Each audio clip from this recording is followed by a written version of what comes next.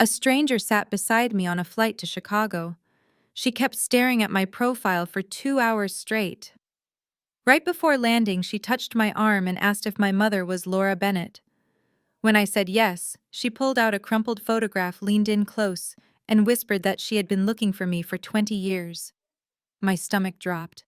Then she showed me the date on the back of the photo, and my entire reality shattered. I am Sydney, 33 years old, and a forensic accountant, who just uncovered a family secret that should have stayed buried. Before I continue this story, let me know where you are watching from in the comments below. Hit like and subscribe if you have ever had to stand up to family who underestimated your worth. I walked straight off that airplane with my fingers clutching the old photograph and a single folded document the stranger had pressed into my hands. My mind was racing, trying to process the absolute impossibility of what I had just learned. But I had no time to sit and think in the airport terminal. I had an obligation to attend. I drove my rental car directly from the airport to the affluent Chicago suburbs, pulling up to the wrought iron gates of a newly built, multi-million-dollar mansion. It was the extravagant housewarming and pregnancy announcement party for my younger sister Melanie. I pushed through the massive oak front doors, stepping into a foyer dripping with crystal chandeliers and overflowing with at least 50 high society guests holding expensive champagne flutes. The air hummed with live string music and the self-important chatter of the local elite. I barely had a chance to close the heavy door behind me or take off my travel coat before my mother Laura spotted me from across the room. Laura marched across the imported marble floor, her designer heels clicking sharply against the stone, her face locked into a practiced, elegant scowl. She did not offer a greeting. She did not ask how my flight was or if I was tired. Instead, she took a thick stack of catering invoices and slapped them directly against my chest with a resounding thwack. "Swipe your card for the caterers. Sydney." Laura announced, her voice intentionally pitched loud enough to make the nearby guests stop talking and turn to watch us. "I already covered the deposit. You show up late to your sister's party and you come empty-handed. As a low-level accountant on a starvation salary, the absolute least you can do is pay your share for tonight." A heavy, suffocating silence fell over the grand entryway. I could feel the eyes of 50 strangers burning into my skin, taking in my simple slacks and blazer compared to my mother's tailored evening gown. For my entire life, this was exactly how Laura operated. Public humiliation was her favorite weapon to keep me in line, to remind me that I was the failure of the family, while Melanie was the shining, flawless star. She thrived on making me feel small, knowing I would usually swallow my pride just to keep the peace. The papers fluttered to the marble floor between us, displaying a grand total of $18,000. I did not bend down to pick them up. I stood my ground, clutching my purse tightly against my side, feeling the heavy weight of the photograph resting inside it. "I am not paying for this," I said, keeping my voice perfectly level so it would not betray the storm raging inside me. "The caterers are your responsibility, Mom." Laura let out a sharp, mocking laugh that echoed in the quiet room. "You are unbelievable. Your sister is celebrating the biggest milestone of her life, and you cannot even pitch in. You are just going to stand there and be a leech while the rest of us provide for this family." I felt my jaw tighten. "A leech?" I asked, letting my voice rise just enough to carry across the room so the wealthy guests could hear every word. "Mom, I spent the last 3 years paying off $50,000 of Melanie's student loans because you claimed the family design business was struggling. I took on extra shifts and ate instant noodles to clear her debt so her credit would not be ruined. And the very week I made the final payment, you bought her a brand new Porsche for her graduation. Do not talk to me about pitching in. I will not fund a single cent of this fake luxury." Melanie, who had been holding court by a massive swan ice sculpture, heard the commotion and rushed over. She wore a custom silk maternity dress and a look of absolute horror, playing the victim with practiced perfection. "Sydney, how could you do this to me today?" Melanie cried out, placing a protective hand over her barely visible baby bump and letting tears well up in her eyes. "Why do you always have to ruin everything? You are always so jealous of me and my happiness." Before I could respond to my sister's theatrics, a large hand clamped down hard on my shoulder. It was Terrence, Melanie's husband. Terrence was a highly successful African-American real estate developer who loved to flaunt his wealth and intimidate anyone he deemed beneath his tax bracket. He towered over me wearing a bespoke suit, an expensive watch, and a glare of pure contempt. "Watch your tone when you speak to my wife in my house," Terrence sneered, stepping between Melanie and me physically, trying to force me to step back. "You are completely out of line, Sydney. Do not act ungrateful. Laura has let you live in her old condo in the city for 5 years now. You live there essentially for free, while you pretend to be some big-shot accountant. So you are going to pick up those invoices, walk over to the catering manager, and pay the $18,000 right now.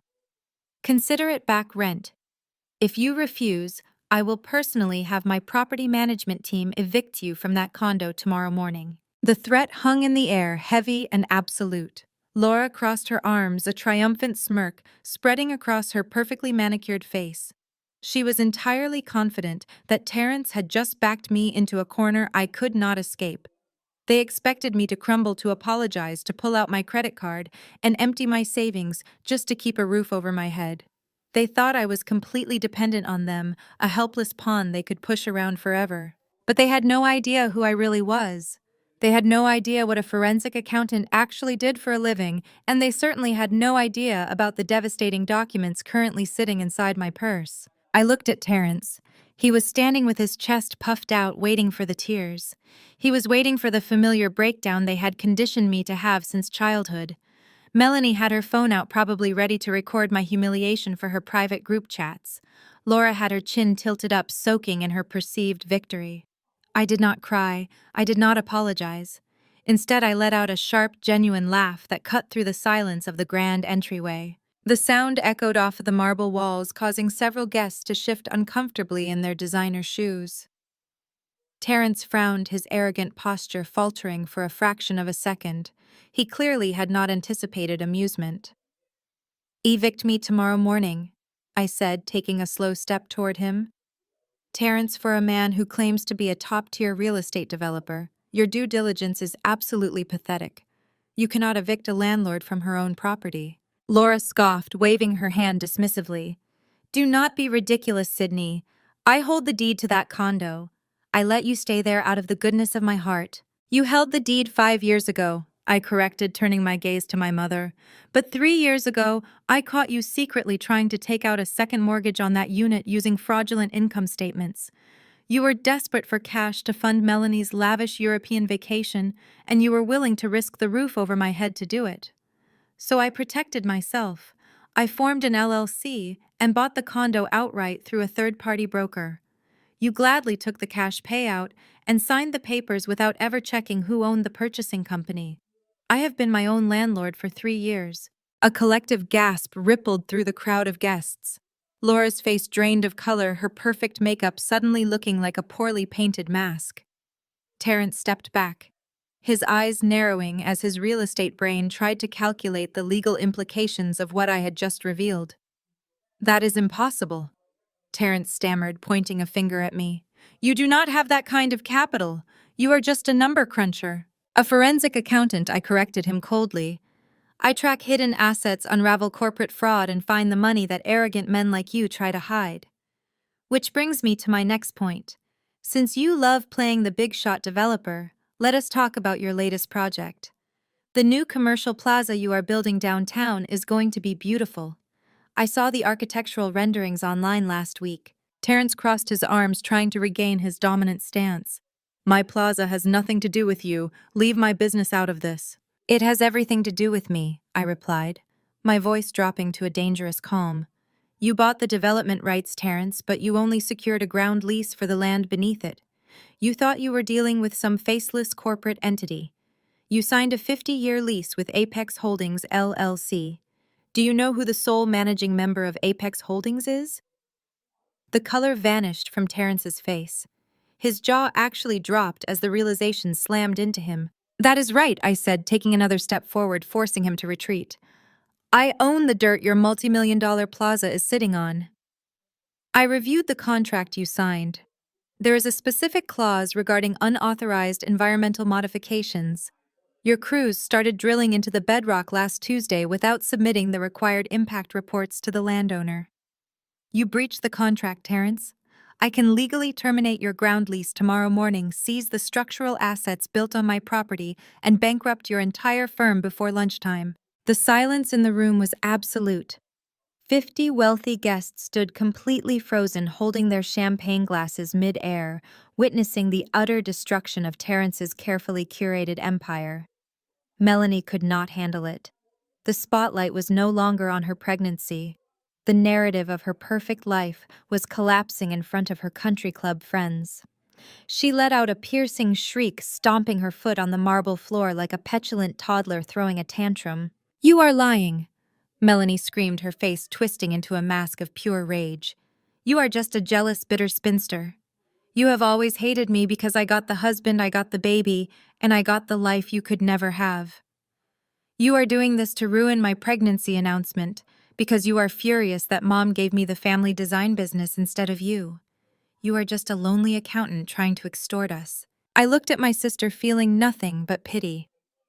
"Melanie, the family design business has been operating at a loss for 4 years. I did not want it. It is a sinking ship, and Mom only handed it over to you so she could avoid the liability. But please keep screaming. Your guests are getting a wonderful show." Laura's eyes darted around the room, seeing the judgmental whispers spreading among her socialite friends.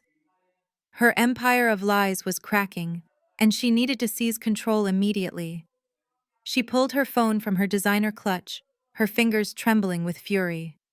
"I am calling the police," Laura declared loudly, ensuring the crowd heard her. "This is extortion. You come into my home, threaten my son-in-law, and try to steal our property. You are going to jail, Sydney." She dialed the emergency number, holding the phone to her ear, while she marched right up to me. She grabbed my arm, her manicured nails digging painfully into my skin. She pulled me close, masking her movement as a mother reprimanding a child, but her eyes were cold and dead. Laura leaned in, her breath hot against my ear, and whispered a threat meant only for me. "You want to play games with the big dog, Sydney. You think you hold the cards because you bought a piece of dirt. You are nothing. Even the social security number you used to file those LLC papers is buried in a mountain of debt I created. I own you. I have always owned you. You do not exist without me." Laura pulled back, a wicked smile playing on her lips as she spoke to the dispatcher on the phone, requesting police presence for a hostile intruder. She thought her whispered threat had broken me. She thought she had played her trump card, relying on the ultimate familial betrayal to force my surrender. She had absolutely no idea that her threat was the exact confession I had been waiting to hear. Red and blue lights instantly slashed through the massive floor-to-ceiling windows of the foyer, casting frantic, spinning shadows across the imported marble floor. The wail of police sirens cut through the tense silence of the room, followed immediately by heavy footsteps on the front porch. 2 uniformed officers stepped through the heavy oak doors, their hands resting cautiously on their duty belts. Right behind them walked Mr. Thomas, the family's longtime attorney. He was a man who charged $1,000 an hour to make Laura's problems disappear. He clutched a bespoke leather briefcase, wearing a look of absolute untouchable authority. Laura's entire demeanor shifted in a fraction of a second. The venomous predator vanished, replaced instantly by a trembling, terrified victim. She pressed a hand to her chest and pointed a shaking finger directly at me. "Officers, thank goodness you are here!" Laura cried out, her voice breaking with manufactured fear. "Arrest this woman immediately. She is trespassing in my son-in-law's home, physically harassing my pregnant daughter and attempting to extort us with forged real estate documents." Mr. Thomas stepped forward smoothly, placing a reassuring hand on Laura's shoulder before addressing the police. "I represent the family officers. This woman is a disgruntled, estranged relative. She is making baseless criminal threats regarding property fraud and ground leases. We want her removed from the premises and charged with extortion." Terrence stood taller, crossing his arms, looking completely vindicated. He genuinely believed his wealth, his status, and his mother-in-law's legal connections were about to throw me into the back of a squad car. One of the officers stepped toward me, pulling a pair of handcuffs from his belt. "Ma'am, I am going to need you to step outside with us right now. Place your hands where I can see them." I did not raise my hands. I did not back away. Instead, I reached into the inside pocket of my tailored blazer.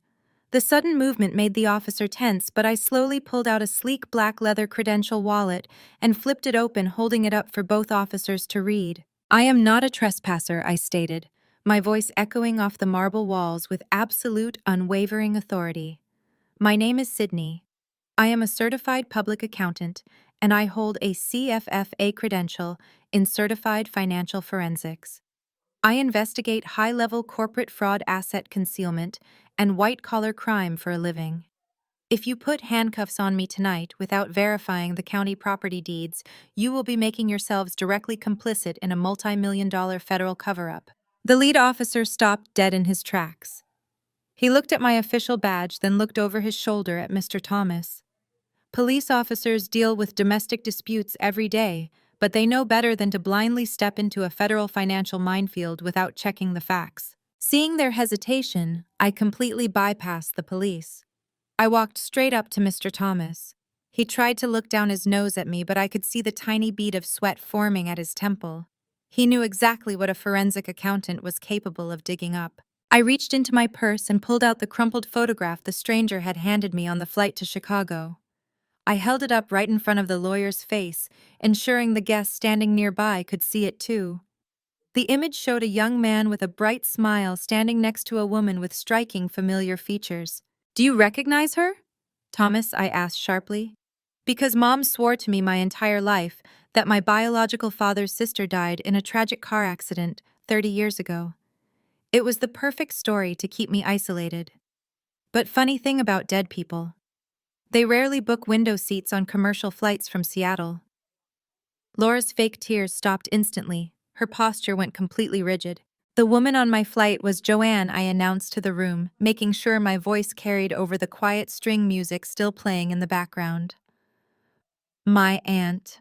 She is very much alive, and she has been looking for me for 2 decades.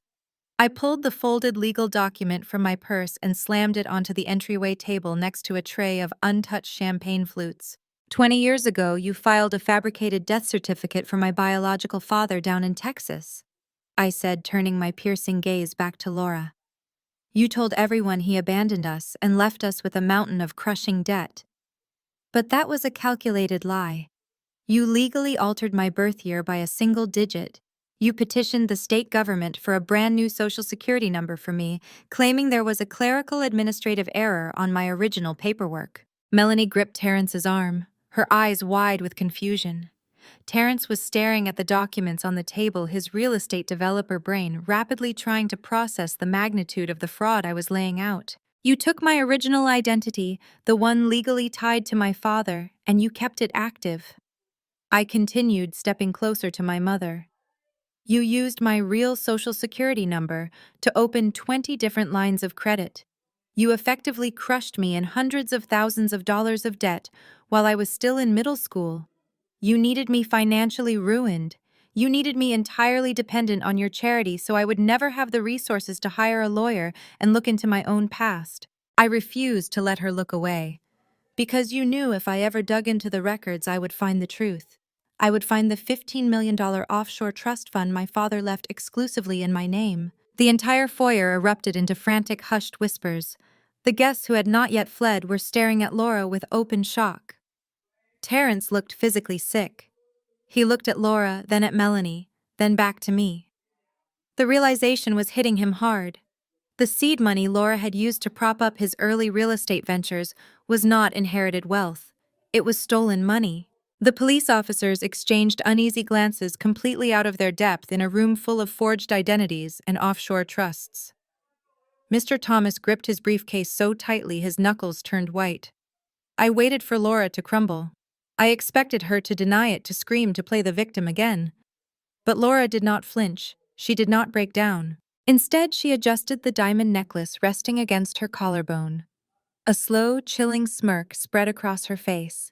She looked at the police officers, then back at me, her eyes filled with cold, calculating amusement. "You are completely delusional. Sydney, Laura said, her voice dripping with venomous condescension. Do you honestly think you can march into this house with an old photograph and a wild conspiracy theory and take me down? You are pathetic. The statute of limitations for state-level Social Security fraud ran out 10 years ago. You cannot prosecute a crime that old in this state. She stepped forward, getting right in my face, her smirk widening into a triumphant grin. And as for that little $15 million trust fund, Mr. Thomas handled the paperwork flawlessly. As your legal guardian, I had the funds legally reassigned and drained to capitalize Melanie's design firm. You are standing in a house paid for by the very money you think you can claim. You are just a nobody with a shiny badge, and you have absolutely nothing. The two patrol officers shifted uncomfortably on the imported marble floor. Laura had spoken with the absolute certainty of a woman who had never faced a consequence in her entire life. Mr. Thomas, smelling blood in the water, adjusted his expensive silk tie and gave the officers a patronizing nod. He smoothly told them it was clearly a domestic dispute, fueled by my mental instability, urging them to quickly escort me off the property to avoid further embarrassing the family. The lead officer took a step toward me, reaching for my arm, his demeanor shifting from hesitant to authoritative. He was choosing the path of least resistance, siding with the multi-million-dollar estate owners over the supposedly rogue accountant. I took a smooth step back, avoiding his grasp entirely. I looked directly into my mother's triumphant eyes. You are absolutely right, Mom, I conceded, my voice carrying a deceptive, icy calm that made Terrence narrow his eyes. State-level identity theft and fraud statutes expired when I turned 23. You played the local jurisdiction game perfectly. You and Thomas tied up the trust fund dispersal with enough legal red tape to make it look like a tragic business loss on paper. Laura smiled, a cold, terrifying expression of pure victory. But you made one massive miscalculation. I continued, my voice rising in volume, commanding the attention of every single guest still frozen in the foyer. You thought stealing $15 million was a local issue. You forgot that moving stolen assets across state lines and hiding them in corporate entities triggers federal jurisdiction. Federal wire fraud, money laundering, and aggravated tax evasion do not have convenient expiration dates when the crimes are active and ongoing. Right on cue, the heavy double doors of the mansion swung open. The crisp evening air blew into the foyer, rustling the crystals on the chandelier overhead. A woman stepped over the threshold. She wore a sharp, dark pantsuit, her silver hair pulled back into a severe twist. Her face held the same striking features as my biological father, the exact same features from the photograph I had just shoved in Mr. Thomas's face. Laura staggered backward, her jaw dropping open. The triumphant smirk vanished, replaced by an expression of pure, unadulterated terror. She looked like she had just seen a ghost. "Hello, Laura," Joanne said, her voice cutting through the room like a steel blade. "It has been 20 years. You look exactly as treacherous as I remember." Mr. Thomas stepped forward, his lawyer instincts kicking in to protect his wealthy client. "Ma'am, you are trespassing. I demand you leave this property immediately, or these officers will arrest you." Joanne did not even blink. She reached into her suit jacket and pulled out a leather badge wallet, flipping it open to display a gleaming silver shield. The two local police officers immediately recognized the federal insignia and took a synchronized step backward, their hands dropping away from their duty belts. Joanne Bennett Sr., Special Agent, Internal Revenue Service, Criminal Investigation Division. She announced, her voice echoing off the high ceilings. "I am not here for a family reunion. I am here because my niece happens to be one of the most brilliant forensic accountants in the state, and she brought me a digital paper trail that lit up my department's fraud algorithms like a Christmas tree." Terrence suddenly looked like he might be physically sick. His aggressive, dominating posture completely collapsed. He looked at me, realizing exactly what I had been doing for the past few years, while they all thought I was just a bitter spinster living in their shadow. "You did not really think I spent the last 6 months quietly doing basic tax returns, did you, Terrence?" I asked, turning my focus entirely onto my brother-in-law. "When I found out about the stolen $15 million, I needed to know where it went." Mr. Thomas washed the initial funds, But you needed a way to bring that money back into the United States without triggering an IRS audit. Real estate development is the oldest trick in the book for washing dirty money. Terrence opened his mouth to speak, but no words came out. He was visibly hyperventilating. I audited your firm, Terrence, I stated, hitting him with the undeniable facts. I bypassed your encrypted servers using the ground lease credentials you so carelessly handed over to my LLC. Exactly 2 years ago, you and Laura laundered $8 million of my stolen trust fund. You funneled it through 3 separate shell companies registered in Delaware, disguised it as foreign investment capital, and pumped it directly into your new commercial plaza project. I tracked the fraudulent K-1 forms and the Schedule C discrepancies. You committed massive, undeniable federal tax evasion. The wealthy guests began backing toward the exit en masse. No one wanted to be in the same room as a federal agent declaring a multi-million-dollar money laundering operation. The local police officers had fully retreated to the doorway, making themselves as small as possible. This was a federal takedown, and they wanted no part of the fallout. Mr. Thomas began slowly packing his briefcase, calculating how fast he could flee the country before his bar license was revoked. Melanie stood paralyzed by the ice sculpture. She was clutching her stomach, her perfect spoiled world disintegrating before her eyes. She looked at our mother, expecting Laura to fix it, to scream at me, to make the bad things go away like she always did. But Laura was staring at Joanne, completely trapped. Melanie turned her desperate, tear-filled eyes to me. Sydney, you are lying. Terrence is a legitimate businessman. Mom gave me the family design business because I earned it. She bought me a Porsche to celebrate my hard work. You are just trying to destroy us out of spite. I looked at my sister, feeling a dark, profound sense of justice. Oh, Melanie, you really are the perfect golden child. You are so blinded by the shiny things that you never bother to look at the price tag. I walked right up to her, invading her space, forcing her to look me in the eye. Mom did not just buy you a Porsche, Melanie. Mom needed a fall guy. She needed someone with a clean record to hold the bag when the federal government finally caught up with her. I pulled a thick stack of printed financial ledgers from my purse and dropped them onto the floor at her feet. She put your name as the primary managing director on every single one of those offshore shell accounts. Your signature is on the wire transfers. Your social security number is attached to the $8 million of untaxed laundered money. Melanie stopped breathing. She looked down at the papers, then slowly looked up at our mother.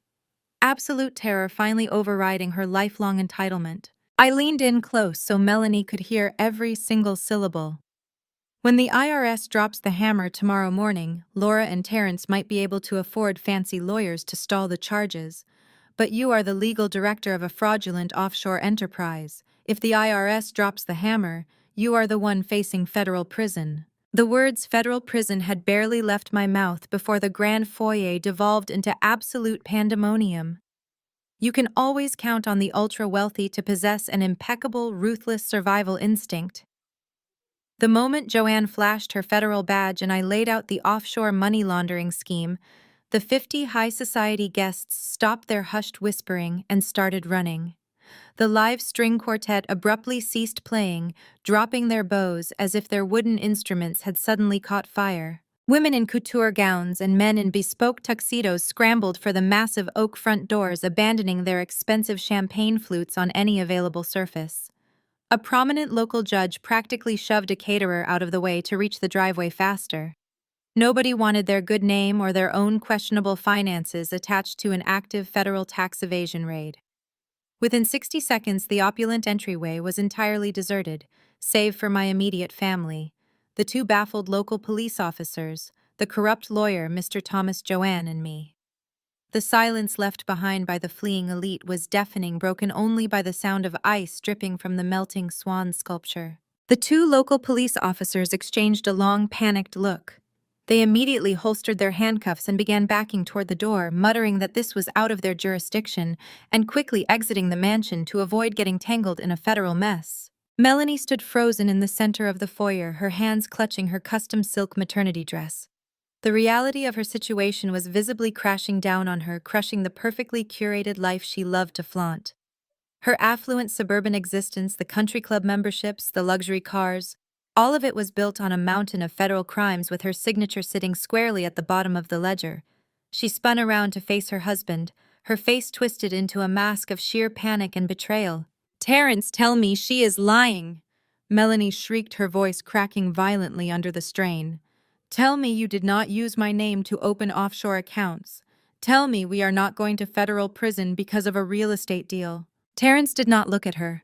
He was staring blindly at the stack of financial ledgers I had dropped at Melanie's feet, his chest heaving under his tailored suit.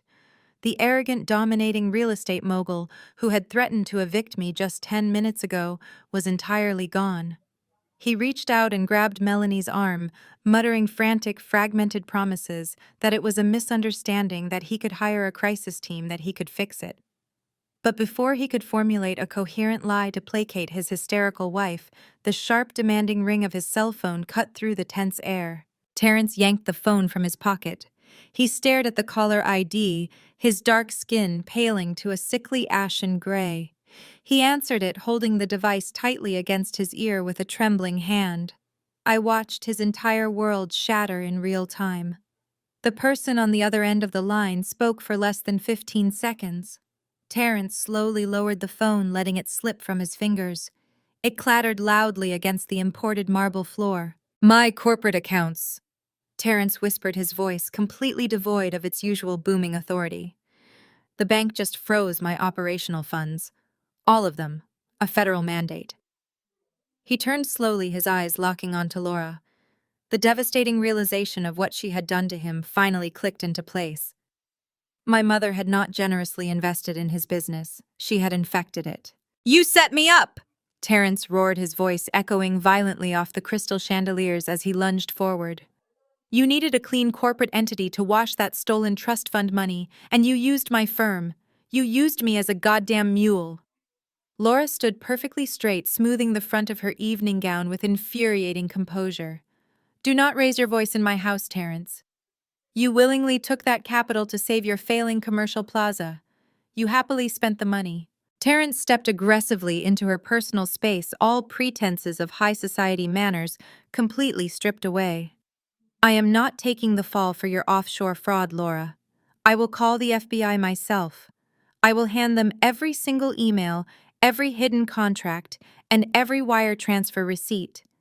I will throw you and your spoiled, useless daughter under the bus right now if it means keeping my firm alive and staying out of a federal penitentiary." Melanie let out a devastated, breathless sob, realizing her own husband was ready to sacrifice her to save his own skin. She collapsed onto the bottom step of the grand staircase, crying hysterically into her hands, entirely abandoned by the people who claimed to love her. But Laura did not flinch at Terrence's violent outburst. My mother had spent her entire life manipulating the people around her, moving them like pawns on a chessboard, and she always kept an insurance policy. Laura reached into her designer clutch and pulled out her smartphone. She tapped the screen a few times, her manicured nails clicking sharply against the glass. A moment later, an audio file began playing at maximum volume. Terrence's own voice filled the foyer, clear, crisp, and undeniable. "I hear you, Laura." The recorded voice of Terrence played through the speakers. "We route the 8 million through the Cayman entity, bypass the domestic tax trigger, and sink it directly into the Plaza Foundation. No one will ever look twice at a family loan. I will handle the paperwork." Laura tapped the screen again, stopping the audio. The silence that followed was suffocating. Terrence stared at her, his mouth opening and closing in absolute paralyzing horror. His leverage was gone. His threat of immunity was instantly destroyed. Laura smiled, a cold, calculated, sociopathic expression that sent a familiar chill down my spine. She slipped the phone back into her clutch with a slow, deliberate grace. "If I go down, Terrence, we all go down," Laura stated, her tone practically cheerful. "Every single one of us." Then Laura turned her gaze away from her ruined son-in-law. She locked her dead, predatory eyes directly on me. She took a slow step in my direction, the heels of her shoes echoing like a ticking clock on the marble floor. "But Sydney," she whispered, her voice dropping to a terrifying, venomous calm. "You will go down with us." Laura did not wait for my reaction. She turned sharply on her heel, her evening gown sweeping across the marble floor, and marched toward the antique mahogany credenza that anchored the far wall of the foyer. She bypassed the decorative crystal vases and pulled open a hidden lower drawer, retrieving a thick leather-bound folio. She walked back and slammed it onto the table right next to my stack of forensic ledgers. The heavy thud echoed loudly in the massive, empty room. You really think I would orchestrate a multi-million-dollar international money laundering operation without an insurance policy? Sydney? Laura asked, her voice dripping with venomous pride. You spent all this time digging into Terrence's business, assuming I was just using his company as a shield. But I do not just use people. I chain them to the ship so they cannot jump overboard. She flipped open the heavy folio revealing pages of dense legal text. They were the original commercial loan agreements for Terrence's Plaza project, the exact banking documents that secured the $8 million in fraudulent offshore capital. I stepped closer, my eyes scanning the heavily redacted pages. Right there at the bottom of the final sheet was a signature. My signature. I used your original social security number, Laura explained, a wicked gleam dancing in her eyes. The same one I supposedly ruined when you were a child. I kept it active. I maintained a flawless payment history on a few obscure accounts, and I built up an impeccable credit profile over the last decade. When Terrence needed a primary guarantor for these commercial loans to satisfy the domestic banking regulations, I provided one. You. Terrence stared at the paperwork, his eyes widening in horror. You forged her signature, he breathed out, the realization finally dawning on him. You told me the offshore trust company was the guarantor. You told me the assets were legally shielded. I did what was necessary to secure the funding you begged me for. Laura snapped at him, not breaking eye contact with me for a single second. And now my brilliant self-righteous daughter is officially the primary co-signer on an $8 million fraudulent real estate venture. She leaned forward, tapping a manicured fingernail directly against my forged name. If you hand those ledgers over to your aunt, the IRS will seize Terrence's assets. The development company will instantly default on the loans, and the bank will come directly after the primary guarantor. You will be legally liable for $8 million in restitution. But the threat of financial ruin was not her true target. Laura knew exactly what mattered to me. She knew how hard I had worked to build a life entirely independent of her toxic influence. And what happens to a certified public accountant when they are implicated in a massive federal wire fraud investigation? Laura asked, her voice a cruel taunt. What happens to that shiny, certified financial forensics credential you are so proud of? You lose your license, you lose your firm, you lose your entire career. If I go to prison, Sydney, I am taking your entire life down with me. The room went dead silent. Melanie slowly lifted her head from her hands, a twisted, desperate glimmer of hope appearing on her tear-stained face. She thought Laura had just won. She thought the threat of mutually assured destruction would force me to take my ledgers, walk out the front door, and let them get away with the stolen trust fund. Mr. Thomas stopped packing his briefcase, stepping back toward the table, ready to snatch up the evidence the moment I caved to my mother's blackmail. Joanne stepped forward, her rigid federal agent demeanor momentarily cracking as she looked down at the forged documents. Her jaw tightened. She reached out and pulled the folio toward her, examining the signature and the attached notary stamp. Mr. Thomas had certainly earned his exorbitant hourly rate, ensuring the fraudulent paperwork looked completely ironclad to any passing glance. Sydney, Joanne said, her voice heavy with professional regret. The IRS protocols for this kind of exposure are absolute. If this document is in the banking system legally tying you to the laundered funds, the agency has no choice but to act on it. Even if we strongly suspect forgery, even if you brought us the case yourself as a whistleblower, you immediately become a person of interest. I looked at my aunt, waiting for the rest of the bad news. Pending a full federal investigation. Joanne continued, her tone grave. The state board will immediately suspend your CPA license. Your forensic credentials will be frozen. An investigation of this magnitude involving offshore shell companies, forged documents, and millions in hidden assets could take years to unravel. You will not be able to practice accounting. Your firm will be dismantled. Your professional reputation will be completely destroyed before you ever get a chance to clear your name in court." Laura let out a sharp, triumphant laugh. She crossed her arms looking like a queen surveying her conquered territory. "So what is it going to be? Sydney?" Laura demanded, her eyes burning with arrogant certainty. "Are you going to blow the whistle and destroy your own life? Or are you going to pick up your little paperwork, walk out that door, and go back to your miserable, pathetic existence while we enjoy the wealth you were too weak to hold on to?" Terrence and Melanie watched me with bated breath, silently praying that my fear of losing my career would outweigh my desire for justice. I looked down at the loan documents. I looked at the signature, staring closely at the loops and curves of my own name spelled out in dark blue ink. I analyzed the pen pressure, the slant of the letters, the specific way the ink pooled at the end of the final character. I did not panic. I did not reach for my ledgers. I did not back down. Instead, a genuine, completely unbored laugh escaped my lips. The sound echoed brightly in the tense foyer, causing Laura's smug smile to falter instantly. I reached out and traced my index finger right over the forged signature. "Mom, you always thought you were the smartest person in the room," I said, my voice ringing with absolute, unshakable certainty. "You spent 20 years meticulously planning every detail of this fraud, confident that no one would ever catch your mistakes. But you forgot one tiny, crucial detail when you forged this paperwork." I lifted my gaze, locking eyes with my mother as the color rapidly drained from her face. "I am left-handed." The absolute silence that followed my declaration was heavy enough to crack the marble beneath our feet. Laura stared at me, the color draining from her meticulously contoured face. Her eyes darted from my left hand down to the forged signature resting on the mahogany table.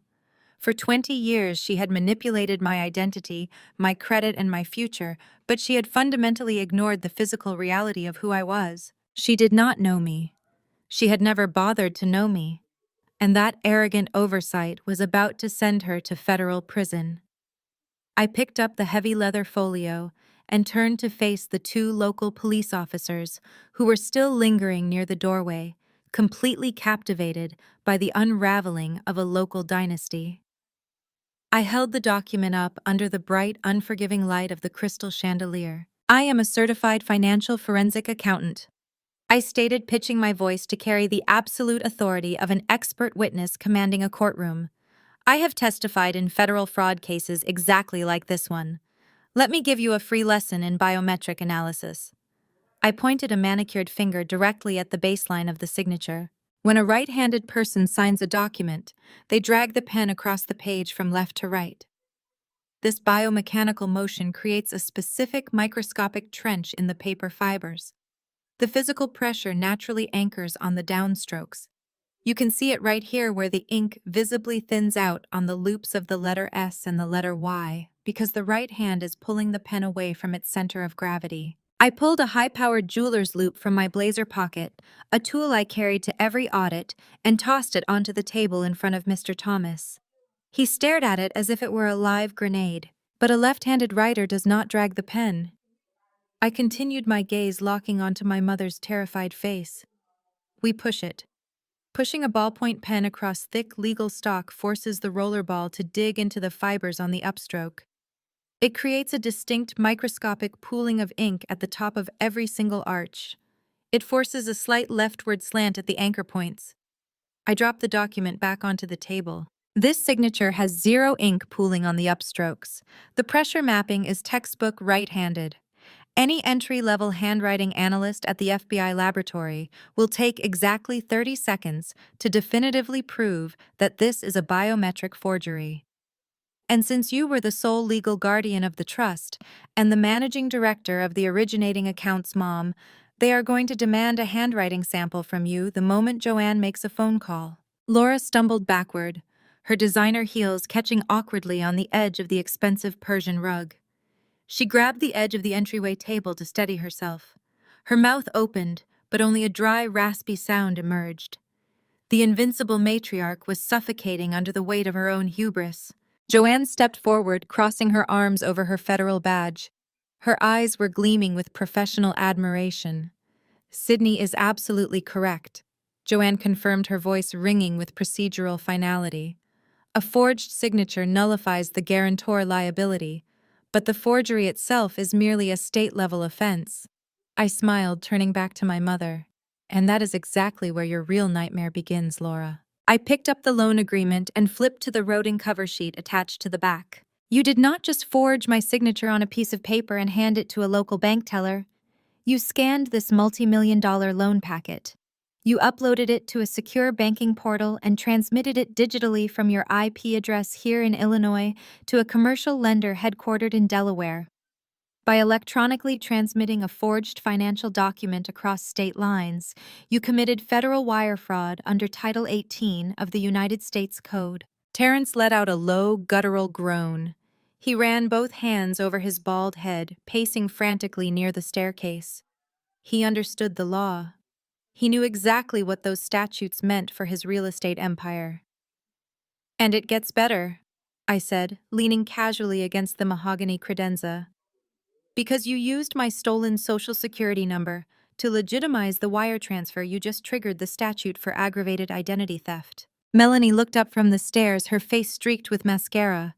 What does that mean? She cried out, her voice trembling with raw panic. What does that actually mean for us? It means mandatory minimums, Melanie, I answered sharply. Aggravated identity theft carries a mandatory consecutive 2-year prison sentence. It cannot be served concurrently with the wire fraud charges. It gets added to the end of the sentence. And look at this folio. I slapped my hand flat against the thick stack of legal documents. There are 15 separate addendums, escrow releases, and collateral agreements in this packet. You transmitted 15 separate forged signatures across state lines. That is 15 individual counts of wire fraud and 15 individual counts of aggravated identity theft. You did not secure an insurance policy, Mom. You successfully documented your own inescapable multi-decade federal prison sentence. Laura looked physically ill. The commanding venomous predator was completely gone. She was trembling, her eyes darting frantically around the foyer as if looking for a secret exit that did not exist. The realization was absolute. There was no local judge she could bribe, no country club favor she could call in, and no expensive lawyer who could make federal biometric evidence disappear.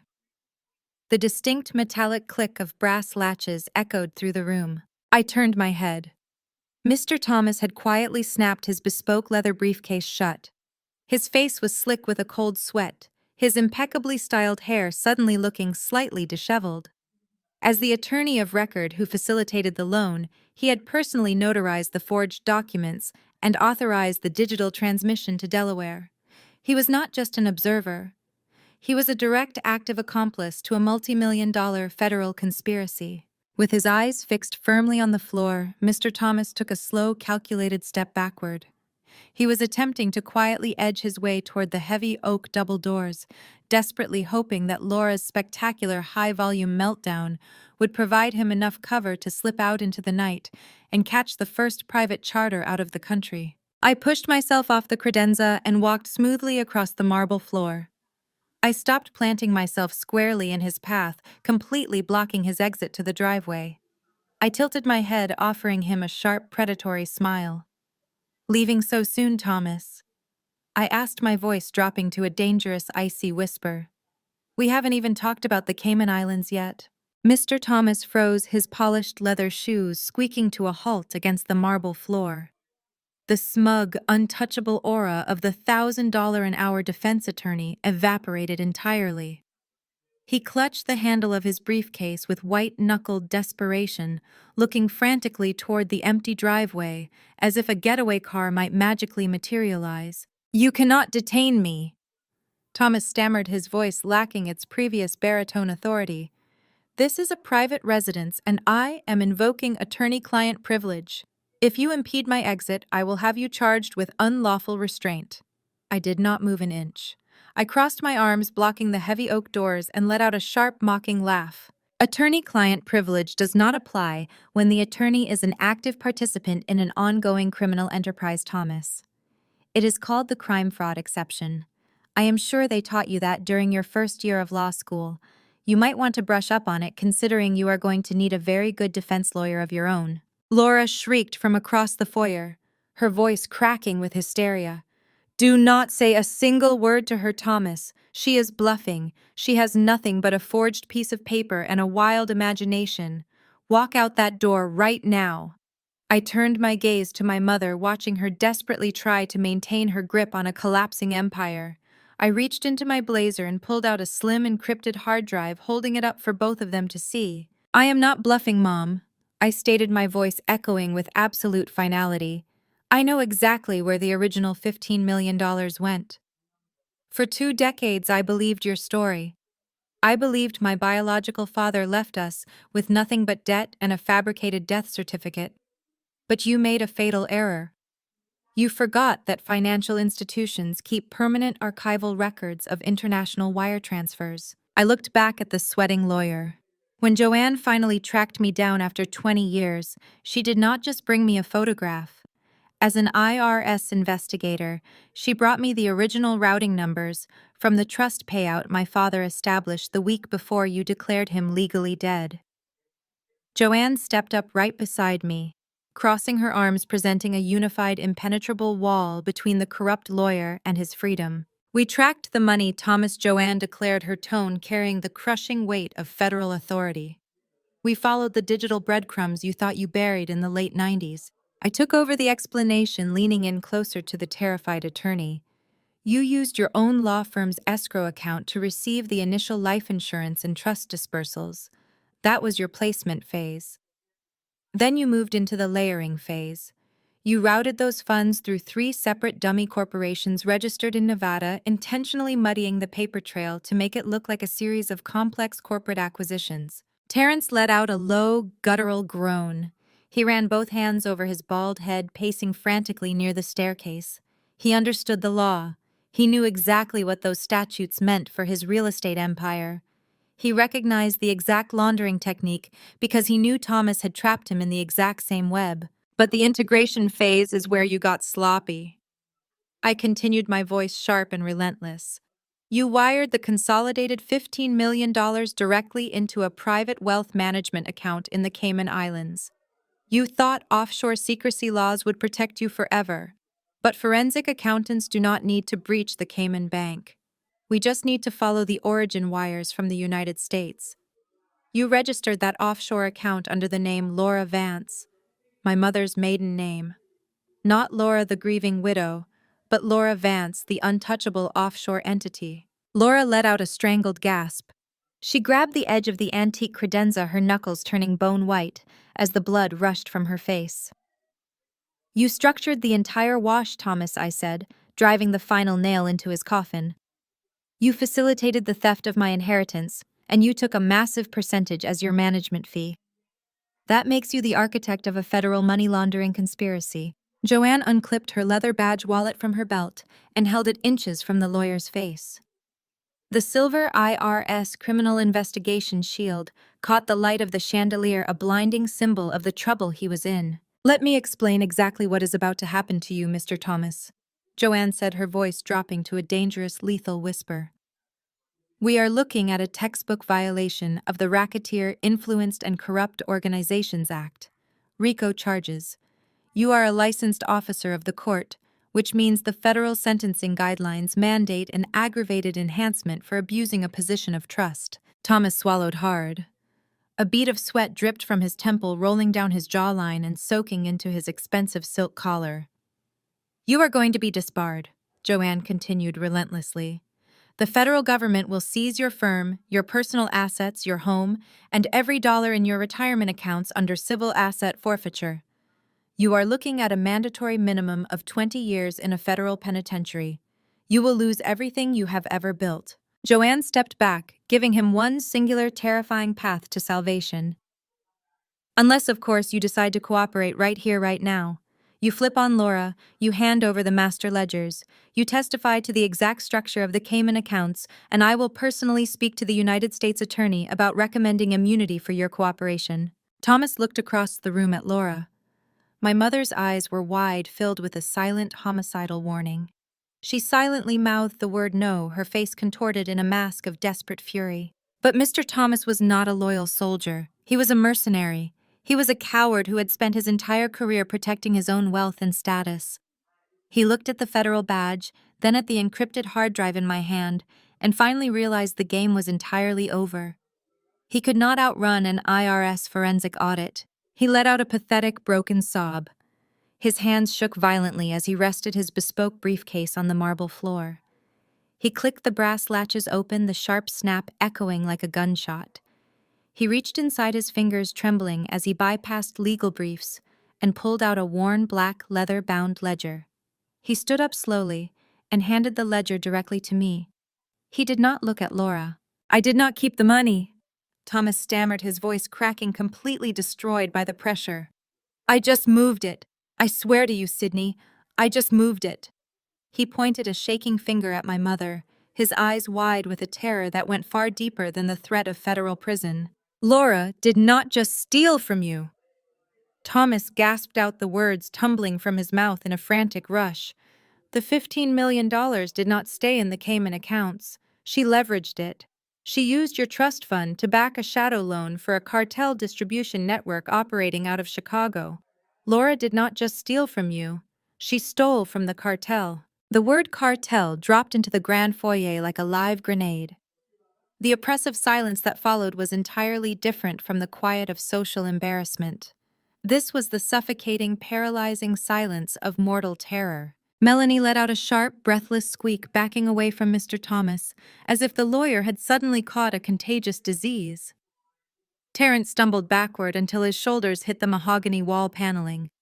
His chest heaved against his tailored shirt. The arrogant real estate developer was completely gone, replaced by a man realizing he was standing on a trapdoor with a rope around his neck. Laura finally lost her ironclad composure. Her perfectly contoured face twisted into a mask of feral panic. She lunged forward, her manicured hands hooked into claws, aiming directly for Mr. Thomas's throat. "You miserable, lying coward!" Laura shrieked, her voice echoing violently off the crystal chandeliers. "Shut your mouth! Shut your mouth right now!" Before her hands could make contact, Joanne intercepted her. My aunt moved with the trained, efficient speed of a veteran federal agent, stepping smoothly into Laura's path and shoving her back by the shoulders. Laura stumbled, her designer heels sliding on the marble floor, and collapsed onto the bottom step of the grand staircase. "Sit down and stay there," Joanne commanded, her voice dropping to a lethal, authoritative register. "If you move toward a federal witness again, I will have you in handcuffs before you can draw your next breath." I ignored my mother's hysterical sobbing. My eyes were entirely focused on the black leather ledger Mr. Thomas had handed me. I opened it, my forensic training instantly taking over. I did not need a team of analysts to understand what I was looking at. The numbers told a story of staggering, reckless greed. I flipped through the pages, scanning the columns of incoming wire transfers, shadow loans, and corporate payouts. The pieces of Laura's glamorous high society life rapidly clicked into place. "Your interior design firm," I stated, my voice cutting through the heavy air. "The exclusive Chicago clientele. The massive staging contracts for high-rise condominiums. It was all a front." I looked up, locking eyes with my mother as she sat shivering on the stairs. "You did not just steal $15 million from my father's trust and hide it on a beach," I said, translating the ledger's coded entries. "You used my inheritance as collateral. You deposited the trust funds into a Cayman account to prove liquidity to a shadow bank in Chicago. Then you used your design firm to wash street cash for a criminal syndicate." Mr. Thomas nodded, frantically wiping sweat from his forehead with the back of his trembling hand. "She inflated the invoices," he confessed, his words tumbling out in a panicked rush. "She billed them for imported Italian marble that never existed. She invoiced millions for custom European furniture that was never shipped. The syndicate handed her duffel bags of dirty street cash. She deposited it into the firm's operational accounts as legitimate design revenue, kept a 20% laundering fee for herself, and wired the clean money back to the cartel's shell companies." I stared at the ledger, sickened by the sheer scale of the operation. My father had spent his entire life building a legitimate fortune to protect me, and my mother had used it to underwrite organized crime. "And the $8 million you wired to Terrence?" I asked, tracing a specific column of numbers. "Where exactly did that come from?" Mr. Thomas swallowed hard, his eyes darting toward my brother-in-law. The cartel was auditing their own books. Thomas admitted, his voice barely a whisper. They noticed discrepancies. Laura got greedy and started skimming off the top of the laundering fees to fund her lifestyle. When the syndicate demanded an immediate return of $8 million in clean capital, she panicked. She could not liquidate the Cayman Trust fast enough without triggering an IRS red flag. So she used Terrence. Terrence let out a sound that was half gasp, half sob. His dark skin had turned a sickly ashen gray. She funneled the dirty cartel cash directly into your commercial plaza development, Thomas explained, looking at Terrence with hollow, terrified eyes. She used Sydney's forged signature to secure a clean domestic bank loan to cover the tracks. You did not take an investment from your mother-in-law, Terrence. You took $8 million belonging to a Chicago drug syndicate, and you buried it in the foundation of your real estate project. The reality of the situation hit Terrence like a freight train. White-collar prison was a terrifying prospect, but it was survivable. The people who owned that $8 million did not file lawsuits. They did not care about subpoenas or federal regulations. If the IRS seized his plaza, or if his corporate accounts remained frozen, he would default on an $8 million debt to a cartel. They would not take him to court. They would put him in the trunk of a car. Terrence's high society veneer vanished instantly, replaced by a raw, primal instinct to survive. He pushed himself off the wall and lunged toward his wife. Melanie was sitting on the floor, clutching her custom silk maternity dress, entirely paralyzed by shock. Terrence grabbed her upper arm with a bruising force, yanking her roughly to her feet. "Get your coat," Terrence ordered, his voice frantic and wild. "Do not pack anything. Do not grab your jewelry. We are getting in the Range Rover right now and we are driving straight to Montreal. We are leaving the country tonight." "Terrence, you are hurting me," Melanie cried out, stumbling against his chest. "What about the house? What about the baby? We cannot just leave everything." "There is no house," Melanie, Terrence roared, shaking her slightly. "Do you understand what your mother has done to us? The money in my business belongs to the cartel. When they find out the accounts are frozen, they will come here. They will kill me and they will kill you. We have to run." He ignored her hysterical sobbing, dragging her across the marble floor toward the heavy oak front doors. He reached out his hand, shaking violently as he grabbed the brass handle. He yanked the massive door open, desperate to escape into the cool night air. But the driveway was no longer empty. Terrence stopped dead in his tracks. The sprawling, manicured front lawn was illuminated by a blinding sea of flashing red and blue lights. More than a dozen black tactical SUVs had silently surrounded the property, blocking the gate, the driveway, and the street beyond. Heavily armed federal agents wearing dark tactical vests were already swarming the perimeter, securing every possible exit. The flashing police lights pierced through the foyer's stained glass windows, casting eerie, rotating shadows across Laura's terrified face. Terrence slowly backed away from the open door, his hands raised instinctively in the air, his escape route entirely cut off. Joanne stepped forward, her heels clicking sharply against the marble. She looked out at the sea of federal agents, then turned her cold, uncompromising gaze back to my ruined family. "Nobody is leaving," Joanne stated, her voice echoing with absolute, devastating finality. "The house is already seized under civil asset forfeiture." The red and blue strobes of the police cruisers painted the grand foyer in harsh, flashing colors, cutting through the warm glow of Laura's expensive chandeliers. Heavy footsteps echoed up the front steps as a team of federal agents in tactical gear breached the entryway, their physical presence instantly shrinking the cavernous room. Terrence dropped his hands to his sides, the fight completely draining from his rigid frame. He was no longer the untouchable real estate mogul of Chicago.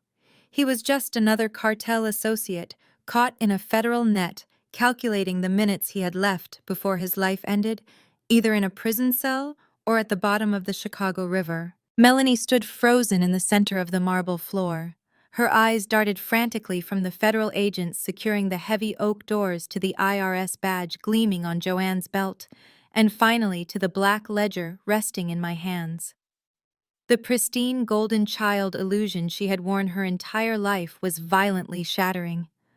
The seized mansion, the frozen bank accounts, the impending RICO charges meant her luxury SUVs, her country club memberships, and her endless shopping sprees were vaporized. She was looking at absolute, inescapable ruin. A strangled sob tore from her throat. She ripped her arm out of Terrence's weak grasp and stumbled across the foyer toward me. Her designer maternity dress caught around her knees as she threw herself forward, literally dropping to the cold marble floor at my feet. "Sydney, please," Melanie wailed, her hands reaching out to grab the hem of my blazer. I stepped back smoothly, forcing her hands to grasp nothing but empty air. "You have to stop this," she begged, her voice cracking with raw hysteria. I did not know. I swear to God, Sydney, I had no idea about any of this. I did not know about the cartel, or the forged signatures, or the Cayman accounts. Mom just told us she had a wealthy investor for Terrence's development. I trusted her. You cannot let them take Terrence away. You cannot let them take my house. I am pregnant, Sydney. Look at me. I just want to be a good mother to my baby. You cannot send a pregnant woman to federal prison. I looked down at my older sister. For 32 years, she had been the undisputed princess of this family. She had been paraded around as the standard of perfection, while I was treated as the ungrateful burden. Now stripped of our mother's stolen wealth, she was just a terrified accomplice trying to use her unborn child as a human shield. I did not feel a shred of pity. I crouched down slightly so I was directly at her eye level. The foyer fell dead silent, save for the heavy breathing of Mr. Thomas and the sharp crackle of a federal agent's radio near the doorway. "Do not play the victim with me, Melanie," I stated, my voice dangerously calm and precise. "You are not a victim. You are a beneficiary of a criminal enterprise, and you knew exactly what you were doing." Melanie shook her head violently, tears ruining her flawless makeup, but I did not let her speak. "You did not know the exact routing numbers," I continued, locking my gaze onto her panicked eyes. "But you absolutely knew the money was stolen.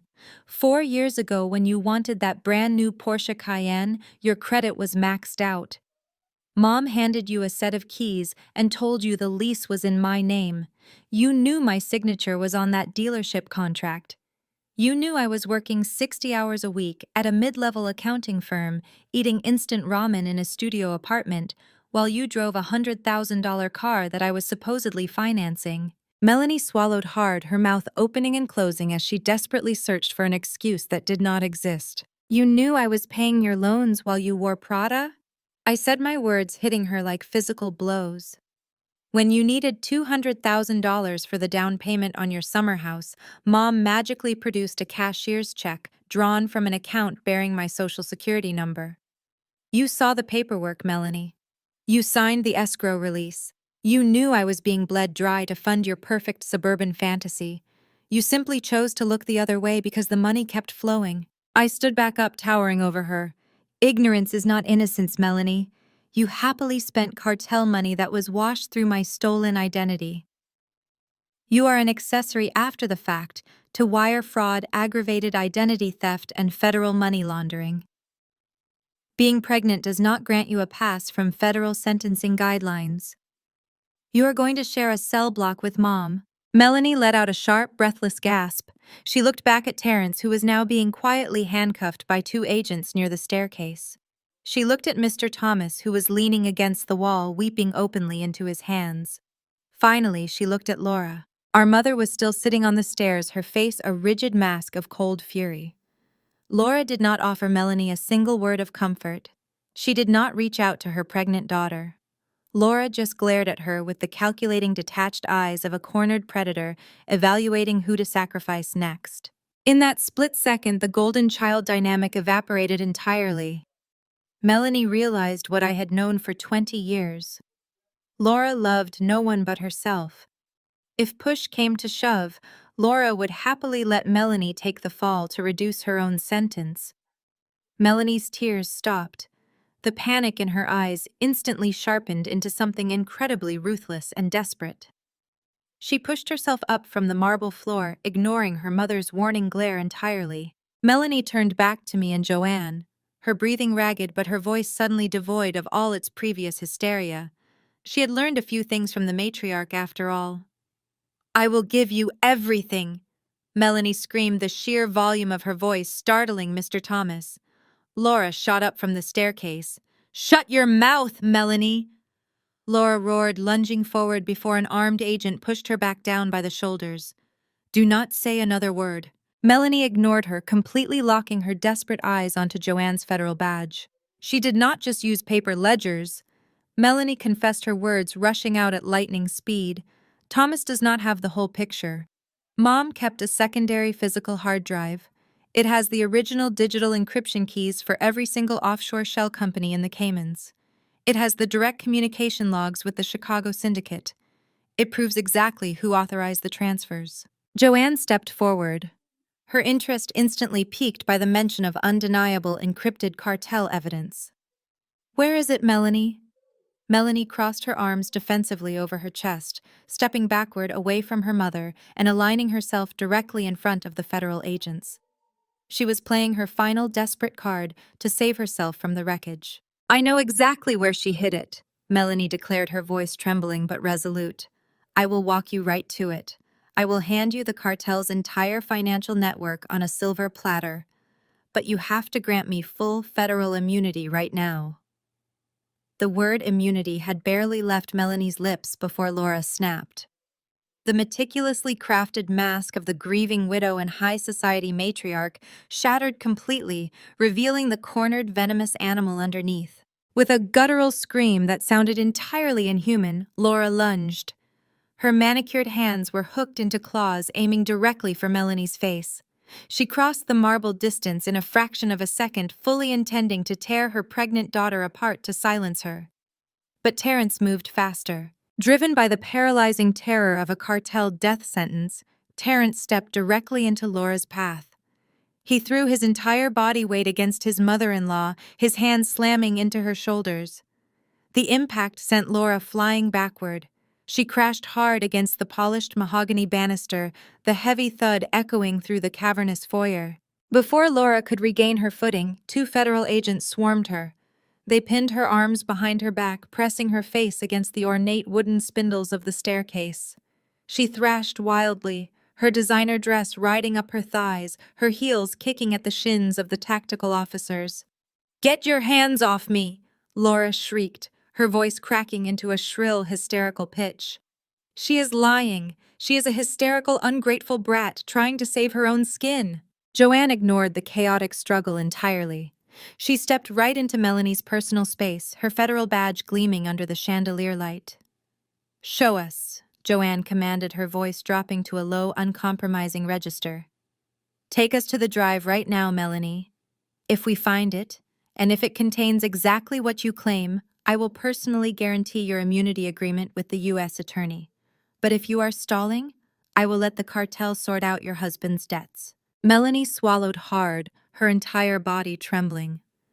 She pushed herself up from the floor, her hands shaking as she smoothed down her maternity dress. She did not look at Terrence, and she explicitly avoided looking at her mother, who was still fighting the federal agents on the stairs. Follow me, Melanie whispered. She turned and began the slow, heavy climb up the grand staircase. Joanne and I followed immediately, flanked by 2 armed IRS criminal investigators. The sounds of Laura's muffled screaming faded slightly as we reached the second-floor landing and walked down the plush, custom-carpeted hallway. Melanie stopped at the end of the corridor, pushing open a heavy, solid wood door. She reached inside and flicked a switch. Soft, warm light flooded the room. I stepped past her, taking in the space. It was the nursery. The room had been designed with an absurd, sickening level of opulence.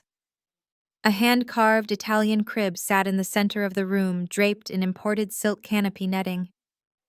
Hand-painted murals of whimsical forest animals covered the walls. A massive custom mahogany changing table occupied the far corner. Every single item in this room had been purchased with money laundered for a violent underground syndicate. Melanie wrapped her arms around her pregnant stomach, standing near the doorway, as if stepping further into the room would somehow contaminate her. Over there, Melanie said, pointing a shaking finger toward the baseboard near the changing table. The large brass return vent for the HVAC system. I came in here a few weeks ago to check paint samples. Mom did not hear me walk in. I saw her putting something behind the grate. One of the federal agents immediately dropped to one knee. He holstered his weapon and gripped the edges of the brass vent. He gave it a sharp tug. It did not unscrew. The entire metal grate popped off effortlessly, held in place only by heavy-duty industrial magnets. The agent reached a gloved hand into the dark, dusty cavity. He pushed aside a false piece of ductwork and illuminated the space with his tactical flashlight. "We have a safe," the agent called out, his voice echoing slightly in the hollow wall. "It is bolted directly to the foundation studs. Digital keypad." Joanne stepped forward, looking down at the flush, matte black steel door hidden in the shadows of the drywall. She turned her sharp gaze to Melanie. "What is the access code?" Joanne asked. Melanie shook her head frantically, fresh tears spilling over her eyelashes. "I do not know. I swear to you, I do not know. She never told me. I just saw her close it." Heavy, struggling footsteps echoed in the hallway outside. Two agents practically dragged Laura into the doorway of the nursery. Her hair was completely disheveled, her expensive silk dress torn at the shoulder. When she saw the exposed wall safe, she stopped fighting the agents. Her chest heaved, but a dark, terrifying smirk spread across her face. "You are wasting your time!" Laura spat, her voice dripping with pure arrogance. "It is a commercial-grade vault. You can seize the house all you want, but you cannot compel me to give you the passcode. By the time you get a federal warrant to drill it open, my contacts in Chicago will have wiped the offshore accounts remotely. You have absolutely nothing." I set my leather tote bag down on the imported mahogany changing table. I walked across the plush nursery rug and knelt beside the federal agent, gesturing for him to step aside. I stared at the blank digital keypad, the green LED screen waiting for input. I did not need a blowtorch. I did not need a hacking device. As a forensic accountant, I knew that the greatest vulnerability in any security system was never the technology. It was the psychology of the user. "You aren't a criminal mastermind, Mom," I stated, my voice echoing coldly in the quiet nursery. "You are a textbook narcissist. You lack the imagination for a randomized, secure numeric sequence. People like you always protect your most valuable illicit assets with the things you view as your most prized personal possessions." I reached out and typed 6 digits into the keypad. The month, the day, and the year of Melanie's birth. A sharp electronic beep pierced the silence. A heavy mechanical clunk reverberated inside the wall as the steel locking bolts retracted. The heavy vault door sprang open. Laura's smug smile vanished instantly. The color drained from her face, leaving her looking like a hollow shell of a woman. I reached into the dark safe and pulled out a heavy titanium-cased external solid-state drive. It was sleek cold and entirely out of place in a baby's room. I stood up, holding the drive. I walked over to the changing table, unzipped my tote bag, and pulled out my Ultrabook. I flipped the screen open, waiting for the operating system to boot. The room was dead silent as I connected the encrypted drive to the laptop port. The screen flashed black. A stark red command prompt box immediately populated the center of the monitor. A warning text scrolled across the screen in bright white lettering. AES 256-bit military-grade encryption detected. From the doorway, Laura's silence broke. It started as a low, breathless chuckle building rapidly into a harsh grating sound. She threw her head back against the doorframe, laughing hysterically. "You think you are so smart, Sydney?" Laura mocked, her laughter echoing manically off the walls of the nursery. "You think a birthday was going to hand you the keys to the kingdom?" She leaned forward against the grip of the federal agents, her eyes wild and triumphant. "You will never guess the decryption key, and if you guess wrong 3 times, it wipes the data forever." The red warning text on my laptop monitor cast a harsh, bloody glow across the polished mahogany of the changing table. AES 256-bit encryption. A single incorrect keystroke too many, and the self-destruct protocol would engage rewriting the drive with garbage data until the cartel's offshore ledgers were permanently pulverized into digital dust. Laura's manic laughter echoed down the hallway, slicing through the heavy silence of the nursery. She was reveling in her perceived invincibility, feeding off the sudden palpable spike of anxiety radiating from Terrence and Melanie. "You think a basic safe code translates to military encryption?" Laura taunted, her voice dripping with venomous triumph as the federal agents held her firmly in the doorframe. "You are out of your depth, Sydney. You are an ungrateful, mediocre accountant trying to play a high-stakes game. Touch that keyboard again, and you will wipe the only leverage keeping your sister's husband out of a cartel body bag." Terrence let out a choked, panicked noise. He strained against the cuffs binding his wrists, his eyes wide with absolute terror. "Sydney, stop," Terrence begged, his voice cracking into a pathetic whine. "Do not touch it. We need to call a tech team. We need an expert. If you wipe that drive, they will kill us." Joanne stepped forward, her federal badge catching the ambient light. She crossed her arms, her gaze fixed entirely on me. "No tech team can bypass AES 256 without the key before a three-strike wipe protocol executes." Joanne stated, her tone strictly clinical. She looked down at my laptop, then back to my face. "This is your play, Sydney." I did not flinch. I did not pull my hands away from the keyboard. I simply closed my eyes for a fraction of a second, tuning out Terrence's hyperventilating and Laura's smug, grating snickers. My forensic training took over, narrowing my focus to cold, hard data and behavioral psychology. I opened my eyes and turned to face my mother. "You are right about one thing, Mom," I said, my voice eerily calm, cutting through her arrogance like a scalpel. "This is not a basic safe code. You bought military-grade encryption because you knew exactly who you were dealing with. But you are still a textbook narcissist. You believe you are the smartest person in any room you walk into." Laura's smirk faltered for a millimeter, her eyes narrowing as she glared at me. "A true narcissist never trusts a randomly generated string of alphanumeric characters." I continued, stepping slowly toward the doorway, so I was standing just a few feet away from her. "You could have used a password manager. You could have let the software generate a 64-character unbreakable key, but you did not. You chose the password yourself. You needed it to mean something to you. You needed it to be a constant private validation of your own superiority." I turned back to the laptop, hovering my fingers over the keys. "Your greatest triumph," I stated, staring at the blinking red cursor. "The moment you felt entirely untouchable in your high society world. The Chicago Architectural Design Excellence Award. You spent $1 million of stolen money buying the votes for that trophy just to prove you belonged among the elite." I typed rapidly. The name of the award followed by the exact date of the gala. I hit the enter key. The screen froze for an agonizing second. Then a harsh, buzzing error tone sounded from the laptop speakers.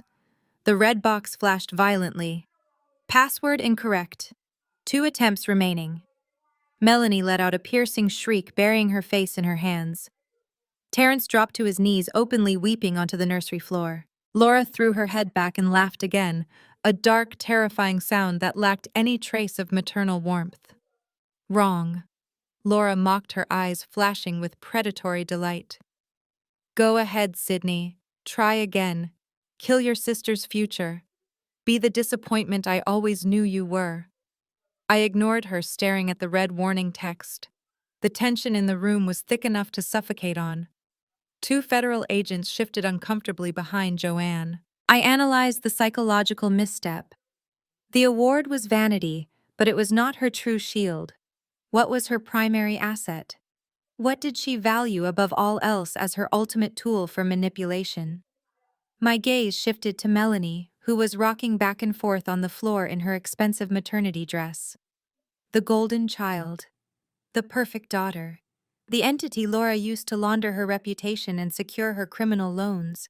"Of course," I murmured, my fingers finding their position on the keyboard again. "You never truly loved Melanie, but you worshipped what she represented. She was your perfect, compliant proxy." I typed Melanie's full legal maiden name, entirely capitalized, followed immediately by her 9-digit social security number. It was the ultimate statement of ownership. I slammed the enter key. The hard drive whirred, the progress bar stalled. Another sharp, unforgiving error tone ripped through the silence. Password incorrect. One attempt remaining. Data wipe imminent on next failure. Joanne stepped directly up to the changing table, her jaw clenched tight. Sydney, she warned, her voice dropping to a harsh whisper. If you do not know it, step away. We cannot risk the data. I did not move. My heart hammered against my ribs, but my hands remained perfectly still. I stared blankly at the screen, blocking out Melanie's hysterical sobbing. I reached into the pocket of my blazer and pulled out my wallet. My fingers bypassed my credit cards and slid into the hidden back compartment. I pulled out a small, worn, faded photograph. It was a picture of my biological father taken just months before he died. His smile was warm, his eyes tired but kind. He was the man who had worked his entire life to build a legitimate fortune to protect me. I stared at his face, and Joanne's words from our flight to Chicago echoed clearly in my mind.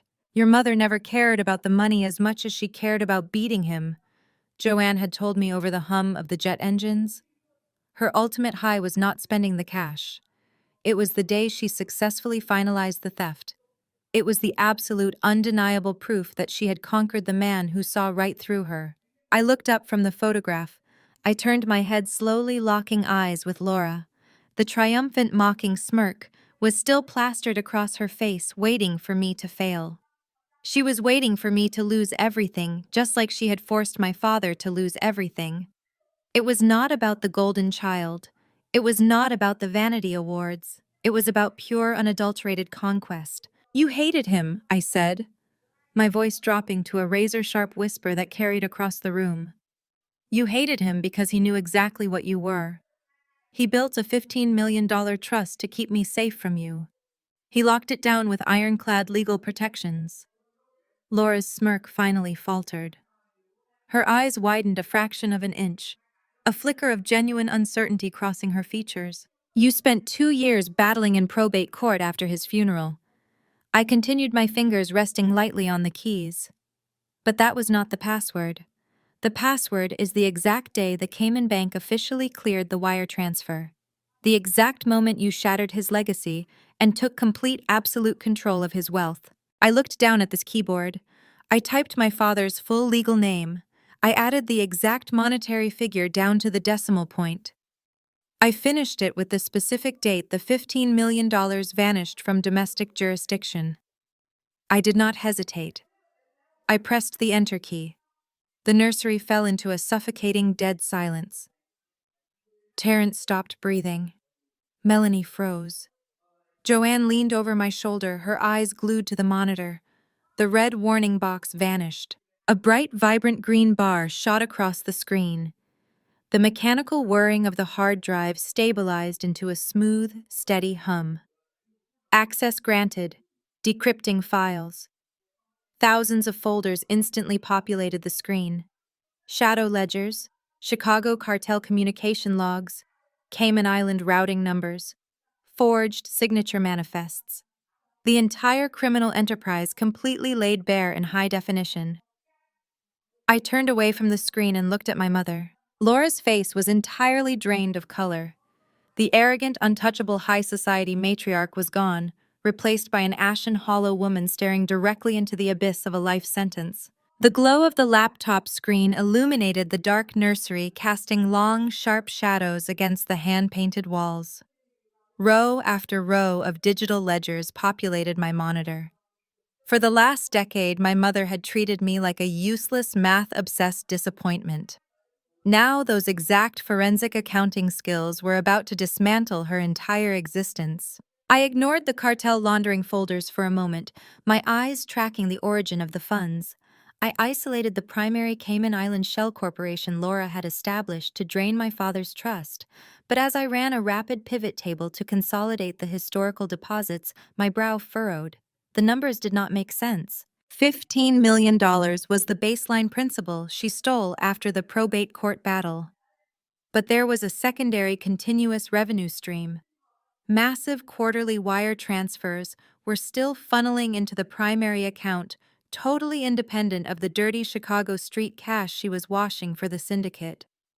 These deposits were entirely clean, originating from a legitimate domestic corporate holding firm. I rapidly traced the routing numbers back through the shell company's hierarchy. The source accounts belonged to three of the largest telecommunications conglomerates in Silicon Valley. "You did not just steal a lump sum," I stated, my voice echoing in the dead silence of the room. I looked at the line items, the pieces of my father's brilliant, quiet life snapping into focus. He was a systems engineer. He did not just manage networks. He patented a foundational piece of fiber optic routing architecture in the late 90s.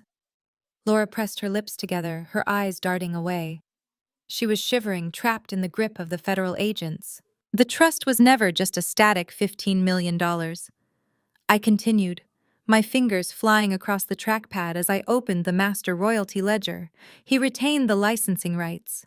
Every time a major tech firm utilized his infrastructure protocols, the trust accrued royalties.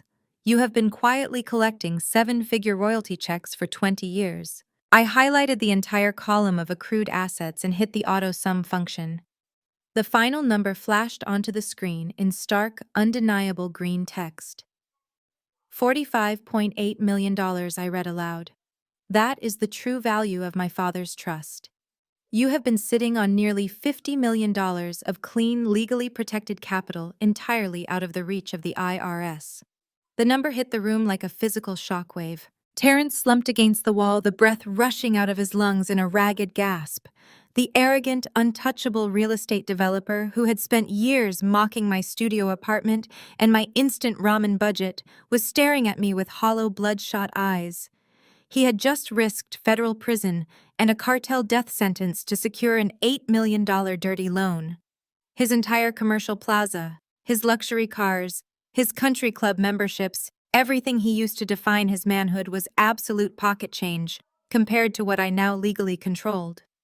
He had thrown his life away for a fraction of my rightful inheritance. Melanie let out a whimpering, agonizing cry. She pushed herself up onto her knees, clutching her pregnant stomach as the sheer magnitude of our mother's betrayal washed over her. The golden child illusion finally burned to ash. "You gave me the dirty money," Melanie sobbed, staring at Laura with absolute revulsion. "You had $50 million in clean cash sitting offshore. But when I needed money for my house, when Terrence needed funding for his business, you made us sign the cartel paperwork. You made us wash the blood money." Laura sneered, her vanity overriding her survival instinct. "I was not going to touch the principal, Melanie. That money was my retirement. You and Terrence needed to earn your keep." Melanie dry-heaved, the sickening reality of her existence taking hold. She had played the perfect compliant pawn her entire life. She had eagerly accepted Laura's stolen scraps, parading around in designer clothes, and judging my modest life, believing she was the winner. In reality, she had traded a peaceful, legitimate future to become a criminal accessory for a mother who viewed her as entirely expendable. She was going to federal prison while the sister she treated like garbage was an actual multimillionaire. "You sold your soul for a leased Porsche and a fake suburban fantasy, Melanie," I said, my voice completely devoid of empathy. "You could have just lived an honest life." Joanne stepped up to the changing table, pulling a specialized federal flash drive from her tactical vest. "Mirror the entire drive," Sydney Joanne instructed, her eyes locked on the scrolling cartel ledgers. "We need a complete forensic copy before we transport it to the evidence lockup." I initiated the secure transfer protocol, watching the progress bar begin its slow march across the screen. While the system worked, I continued to click through the root directory, ensuring no encrypted subfolders were attempting to run hidden executable files. Near the very bottom of the directory, completely isolated from the financial ledgers and the cartel communication logs, sat a single, heavily encrypted folder. The title was just one word: contingency. I broke the encryption on the folder using the same master password. Inside were 3 high-resolution PDF documents. I clicked the first one open. The blood in my veins turned to absolute ice. It was a commercial life insurance policy. It was fully underwritten with premium payments drawn directly from the clean royalty accounts, ensuring it would never flag a domestic audit. I stared at the screen, my breath catching in my throat as I read the meticulously drafted legal text. You took out a life insurance policy on me, I whispered, the sheer horror of the discovery paralyzing my hands. The room fell deathly quiet. Joanne leaned in her eyes, scanning the document on the screen. Her hand instinctively dropped to the handle of her service weapon. It is a $5 million policy on my life, I stated, reading the terms aloud. I scrolled down to the execution page, my eyes locking onto the designated recipient. And the sole beneficiary in the event of my unexpected death is Melanie. I turned slowly, looking from the policy documents to my pregnant sister and finally to my mother. The word contingency echoed violently in my mind. Laura had laundered millions for a ruthless drug syndicate. If the cartel ever demanded their money back faster than she could liquidate it, she had built a $5 million safety net, a safety net that required me to die. The number hung in the sterile air of the nursery like a guillotine blade. I stared at the digital document on my laptop monitor, my eyes tracing the crisp legal font that essentially placed a bounty on my head. It was a commercial life insurance policy, fully funded, completely untraceable to domestic accounts, with Melanie named as the sole beneficiary. You were going to kill me, I stated. It was not a question. The sheer mathematical precision of the document sickened me. She had not just planned for an audit, she had planned for my execution. Melanie backed against the hand-painted wall of the nursery, her hands flying to her mouth in sheer horror. I did not know. Melanie whimpered, her entire body shaking violently as she stared at the screen. Sydney. I swear to God I did not know about this. I never signed anything. I would never want you dead. Joanne did not wait for my mother to offer an excuse. She signaled the armed agent standing in the doorway. The entire posture of the federal team shifted in an instant. White-collar financial fraud was a paper chase. Murder was a violent felony. The agents immediately unclipped their heavy steel handcuffs, stepping forward and locking Laura's arms securely behind her back. This significantly changes our operating parameters, Joanne announced, her voice slicing through the chaos with absolute authority. We are upgrading this raid immediately. This is no longer just a RICO case. We are now looking at conspiracy to commit murder across state lines for financial gain. The word murder echoed off the vaulted ceiling. That was the final breaking point for Terrence. Financial fraud and asset seizure meant a ruined reputation and a manageable stint in a minimum security facility. Accessory to a cartel-backed assassination meant a life sentence in a maximum security penitentiary. Terrence threw himself forward, dropping hard onto his knees on the plush carpet. I have information, Terrence screamed, his voice cracking with absolute desperation. His hands were clasped together, pleading with Joanne. I want a deal. I will tell you everything she planned. Just keep me out of federal prison. I will testify to all of it. Terrence did not wait for Joanne to offer terms. He just started talking, the words spilling out in a panicked, breathless rush. 2 months ago, Terrence gasped, pointing a shaking finger directly at Laura. I overheard her in the home office. She was on a burner phone with one of her syndicate contractors. She was furious because Sydney was asking too many questions about the trust payouts. She told them the secondary accounts needed to be secured permanently. Terrence swallowed hard, looking at me with wide, terrified eyes. She paid them $200,000 in cash, Terrence confessed, his voice trembling. They were supposed to break into your condo while you were sleeping. They were going to tamper with the HVAC unit and block the exhaust flues. They were going to stage a massive carbon monoxide leak. It was supposed to look like a tragic, unavoidable maintenance failure. You would just go to sleep and never wake up, and Melanie would inherit the $5 million payout to cover the cartel debts. A deep, chilling realization washed over me, freezing the blood in my veins. 2 months ago, I had noticed subtle discrepancies in my mail delivery. Small things around my building had felt slightly out of place. Trusting my instincts and my forensic training, I had quietly purchased a secure, unlisted townhome under a corporate shell name and moved out of my condo in the middle of the night. I had continued to leave lights on timers at the old place to maintain the illusion I still lived there. My paranoia had not been an overreaction. It had literally saved my life. Terrence's confession shattered the very last remnants of Laura's sanity. The sophisticated, untouchable high society matriarch completely vanished. Her elegant facade crumbled, replaced by a mask of pure, unadulterated hatred. She fought against the federal agents holding her, kicking violently at the heavy mahogany changing table. "You miserable coward!" Laura shrieked at Terrence, her voice guttural and raw. She thrashed against the steel cuffs, cutting into her wrists. "You pathetic, weak little man!" Then she snapped her vicious gaze toward me. There was no mother left in her eyes. There was only a cornered predator robbed of its kill. "You were always the problem, Sydney." Laura spat, the venom in her voice echoing through the opulent nursery. "From the day you were born, you ruined everything." She leaned forward, her face purple with unhinged fury. "Your father looked at you like you were the only thing in the world that mattered," Laura screamed, unleashing decades of bitter, rotting resentment. "He built that massive fortune, he patented that brilliant technology, and he locked me out of it completely. He knew I wanted the lifestyle, and he deliberately structured that trust to ensure I could not touch a single cent of it. He left everything to his precious, boring mathematical daughter." The agents yanked her backward, but she kept screaming, her voice cracking under the strain of her absolute rage. "I spent 2 decades building an empire," Laura roared, glaring at me with psychotic intensity. "I gave this family power, status, and absolute perfection. But you were always lurking in the background. You were too quiet. You were too observant. You watched everything I did with those judging, calculating eyes of yours." Melanie covered her ears, sobbing uncontrollably on the floor, but Laura ignored her entirely. Her obsession was entirely fixed on me. "You were going to figure it out eventually."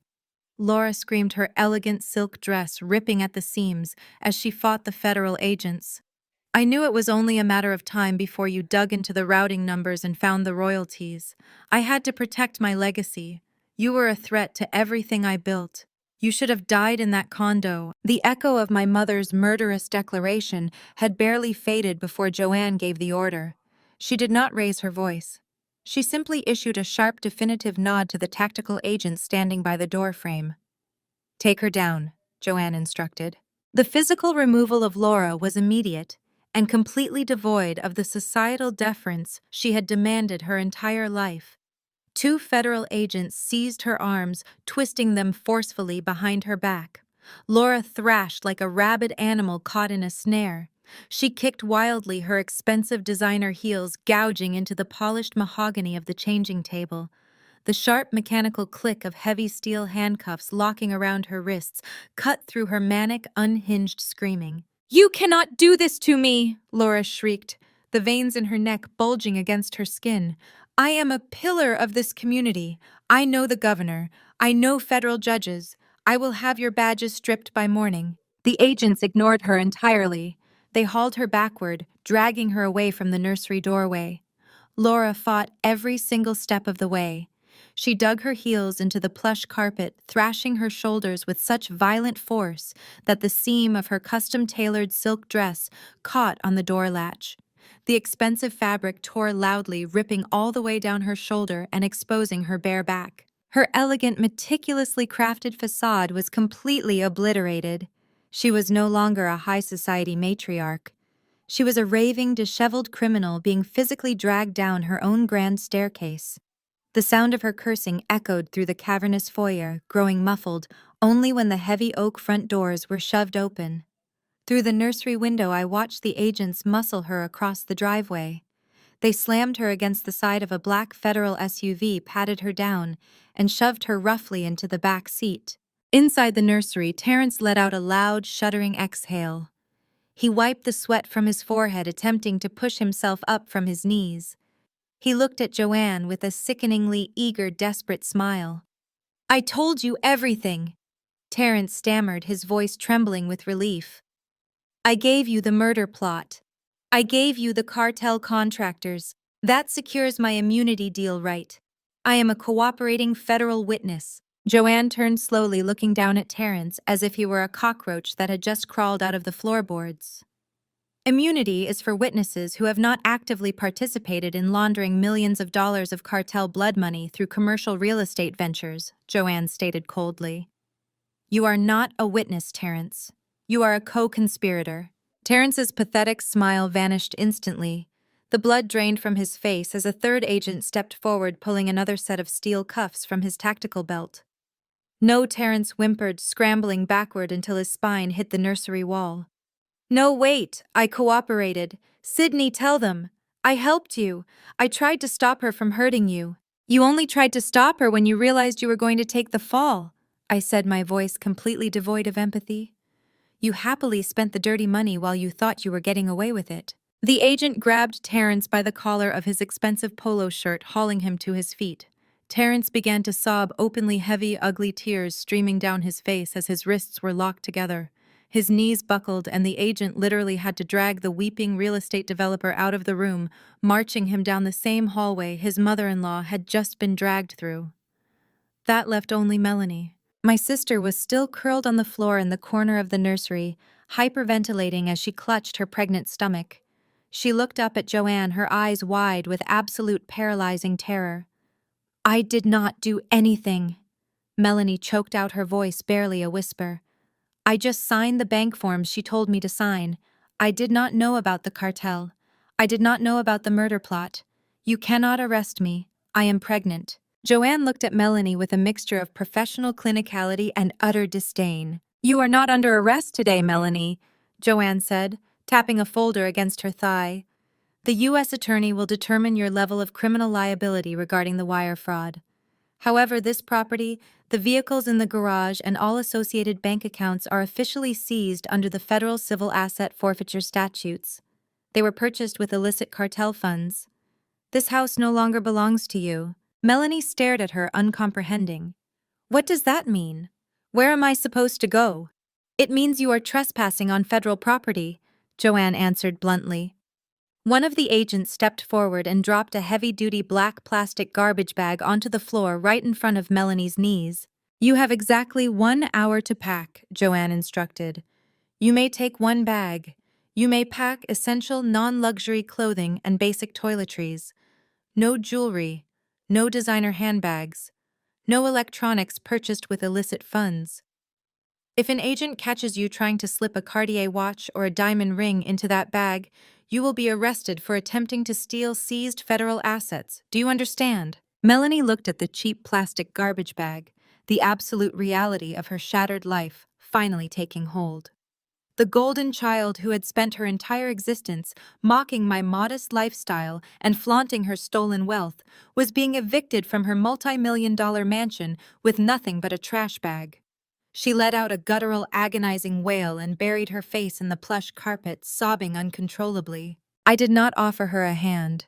I did not offer her a comforting word. I simply picked up my laptop, secured the encrypted flash drive in my pocket, and walked out of the nursery. I descended the grand staircase, my heels clicking rhythmically against the marble steps.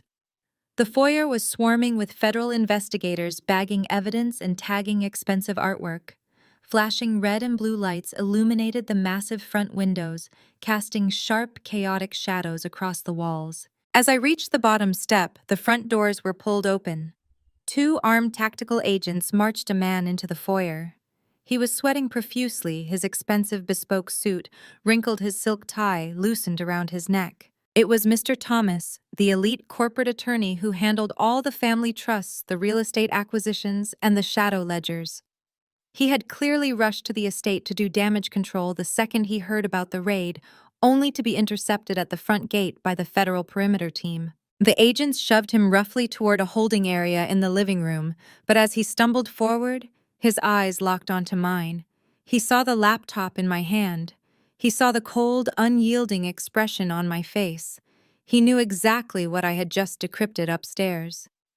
Sydney. Wait! Mr. Thomas gasped, his voice reeking of absolute primal panic. He lunged toward me, completely ignoring the agents, who immediately grabbed his shoulders to pull him back. Sydney, please listen to me. The lawyer begged, his eyes wide and frantic as he fought against the agents holding him. I know what you have on that drive. I know you have the Cayman routing numbers.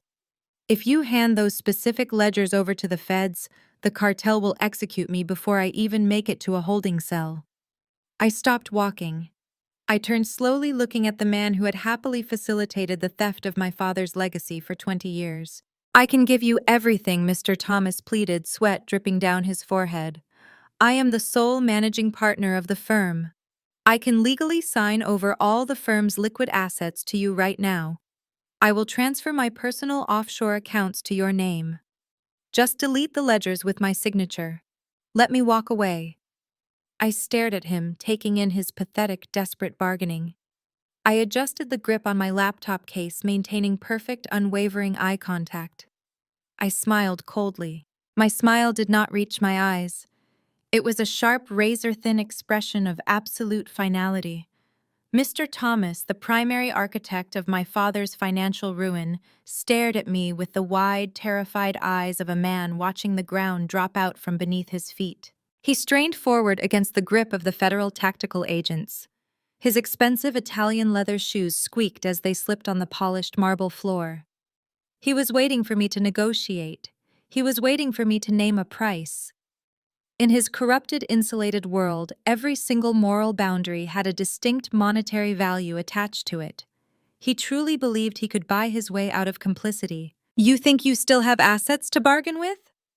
I stated, my voice echoing clearly over the chaotic, heavy hum of the federal raid taking place around us. "You think you can simply write a check and walk away from 2 decades of facilitating grand theft, money laundering, and cartel conspiracy?" I balanced my laptop case on the edge of a nearby mahogany console table. I did not open the laptop. Instead, I pulled my heavily encrypted smartphone from my blazer pocket. I tapped the screen, opening my sent mail folder, and turned the device so the bright retina display was mere inches from his sweating, desperate face. "Read it," I commanded. Mr. Thomas squinted, his breathing shallow and rapid. He read the recipient list first. The State Bar Association Ethics Committee, the Federal Bureau of Investigation Financial Crimes Division, the Internal Revenue Service Criminal Investigation Unit. Then he read the attachments. The color drained from his face entirely, leaving his skin a sickly pale gray. I did not just copy the drive upstairs for the federal agents standing in this house. I explained, my tone strictly analytical, dissecting his absolute ruin with surgical precision. While Laura was screaming at me, I initiated a secure targeted data burst through an encrypted proxy server. I extracted every single shadow ledger bearing your digital signature. I pulled the wire transfer receipts proving you knowingly routed cartel cash into Terrence's commercial real estate shell companies. I attached the forged trust documents you filed in probate court to legitimize Laura's initial theft of my father's patents. I locked my phone and slid it back into my pocket, watching the realization of his doom wash over him. "You do not have a firm anymore, Thomas," I said, delivering the final crushing blow. "You do not even have a license." The last sliver of hope vanished from his face. His knees visibly buckled. If the federal agents had not been gripping his arms so tightly, he would have collapsed entirely onto the marble floor. He let out a pathetic, high-pitched wheeze, his chin dropping to his chest. The elite corporate lawyer who had spent his entire career sneering at me across polished conference tables was completely shattered. "Take him out of here," Joanne ordered, stepping down the grand staircase and joining us in the foyer. 2 IRS criminal investigators stepped forward, pulling Thomas from the tactical agents. They hauled his hands behind his back. The heavy metallic clank of the handcuffs resonated with a deeply satisfying sense of closure. "You have the right to remain silent," one of the IRS agents recited, his voice a dull monotone as they marched the broken lawyer toward the front doors. "Anything you say can and will be used against you in a court of law." I stood motionless in the center of the foyer, watching the heavy oak doors swing shut behind them. The flashing red and blue police lights continued to pulse violently through the frosted glass panels, casting an eerie, rhythmic glow across the imported chandelier hanging above my head. I took a deep, steadying breath. I was watching the enablers of my lifetime of misery get methodically dismantled by the very system they thought they could manipulate. For my entire life, Laura had not acted alone. She had required an entire ecosystem of greedy, compliant, morally bankrupt individuals to maintain her empire. Terrence had willingly washed the blood money to fund his fragile ego.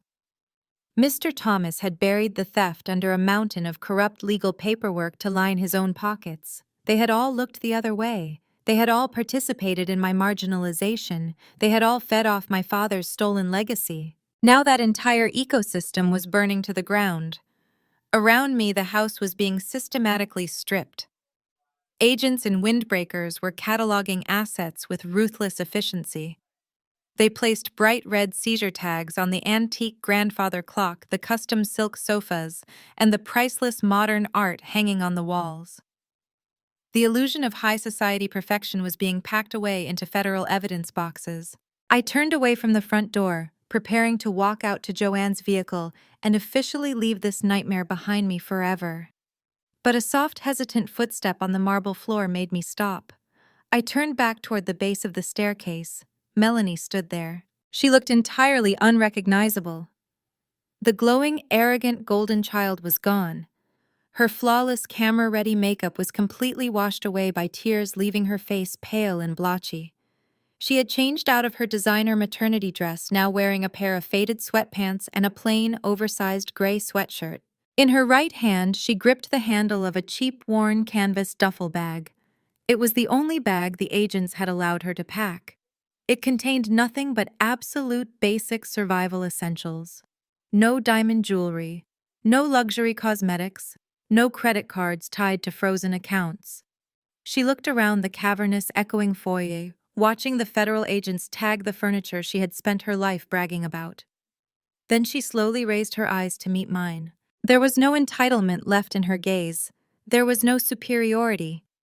There was only the raw, terrifying reality of a woman who had just lost her husband, her mother, her home, and every single dime of her unearned wealth in the span of a single hour. She took a slow, heavy step toward me. She gripped the strap of the duffel bag so tightly, her knuckles were stark white. She swallowed hard, her chest heaving, as she forced herself to speak to the sister she had spent a lifetime treating like absolute garbage. Sydney.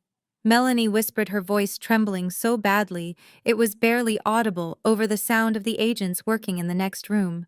I did not respond. I simply stood there, my posture perfectly straight, waiting for her to speak. Melanie wiped a fresh tear from her cheek, her eyes dropping to the floor before forcing herself to look at me again. She shifted her weight, wrapping her free arm protectively over her pregnant stomach. I have nowhere to go. Melanie choked out the reality of her destitution, finally breaking her voice. The bank accounts are frozen. Terrence is gone. I do not have a car. I do not have cash. She took one more step, stopping just a few feet away from me. The golden child was finally begging the scapegoat. Will you please? Melanie pleaded, tears spilling over her eyelashes and dropping onto the cold marble floor. Will you at least pay for a hotel for me and the baby? The echo of her plea hung in the cold, cavernous space of the foyer. Melanie stared at me, her tear-streaked face twisted into a mask of absolute pathetic desperation. She shifted the weight of her cheap canvas duffel bag, her knuckles white. She was playing her final card, the only currency she thought she had left in this world. Familial guilt and the unborn child she carried. Sydney, please, Melanie begged, taking another agonizing step forward, her voice cracking under the weight of her sudden poverty. I am terrified. I have exactly $20 in my purse. My credit cards are declining. The agents took my phone and my laptop. I am pregnant. You cannot just leave me on the street. We are sisters. We share the same blood. You are going to be an aunt. I looked at her. I did not feel a single shred of pity. I did not feel the familiar suffocating weight of obligation that Laura had drilled into my psyche since childhood. I felt absolutely nothing but a cold, clinical clarity. We do not share the same blood, Melanie. I stated, my voice echoing off the marble floor, sharp and unyielding. And even if we did, blood is not a binding contract. It is a biological coincidence. Melanie recoiled as if I had struck her. She reached out, trying to grab my wrist, but I stepped back smoothly, keeping a calculated distance between us. How can you be so heartless? Melanie sobbed, wrapping both arms protectively around her swollen stomach, weaponizing her pregnancy with the exact same manipulative precision our mother had always used. I did not ask for Terrence to launder money. I did not ask for this raid. I am an innocent victim in all of this. I am carrying your family. You are not a victim, I corrected her immediately, cutting off her hysterical narrative before it could gain momentum. You were an active, willing participant in my destruction. Melanie shook her head violently, fresh tears spilling over her cheeks. No, Sydney, I swear to God. I just signed the tax returns Terrence put in front of me. I like the lifestyle, yes, but I never wanted you hurt. I never wanted you in danger. I tightened my grip on the handle of my laptop case. The absolute audacity of her selective memory was staggering. She wanted amnesty because the consequences had finally arrived, completely ignoring the decades she spent reveling in my marginalization. You stood by while Mom plotted to kill me for insurance money, I said, my voice dropping to a low, lethal cadence that made Melanie freeze entirely. You knew she despised my existence. You knew she was draining my father's legitimate estate to fund your luxury cars, your designer wardrobe, and this absurd mansion. You wore the diamonds bought with my father's blood. I did not know about the murder. Melanie gasped, her chest heaving as panic consumed her. I swear to God, Sydney, I did not know she hired contractors. But you knew about the theft, I countered ruthlessly. You knew I was working 80-hour weeks living in a modest condo, while you flaunted millions of dollars that did not belong to you. You laughed at me. You called my life pathetic. You actively participated in a 2-decade campaign to make me feel worthless, and you enjoyed every single second of it.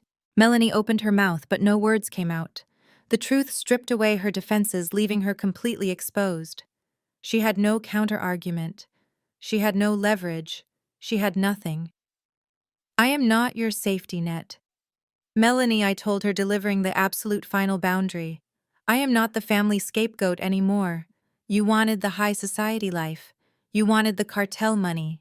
Now you get to experience the consequences. She dropped to her knees, the canvas duffel bag hitting the marble floor with a dull thud. She clasped her hands together openly, weeping, abandoning whatever shredded dignity she had left in front of the federal agents moving through the house. Please, Sydney, she wailed, bowing her head so low it nearly touched my shoes. Just one night, just a cheap motel.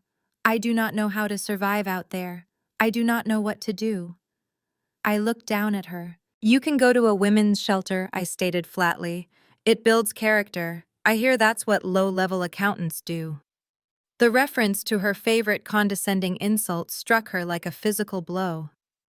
Melanie let out a shattered, agonizing gasp, burying her face in her hands.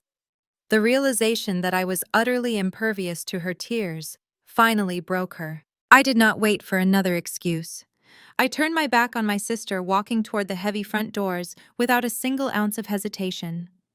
I did not look over my shoulder. I did not offer a comforting platitude. I simply walked away, leaving the golden child weeping on the floor of her seized, crumbling empire. The cool, crisp night air hit my face the second I stepped out onto the front portico. The sprawling estate was chaotic, swarming with federal agents, marked vehicles, and forensic accounting teams.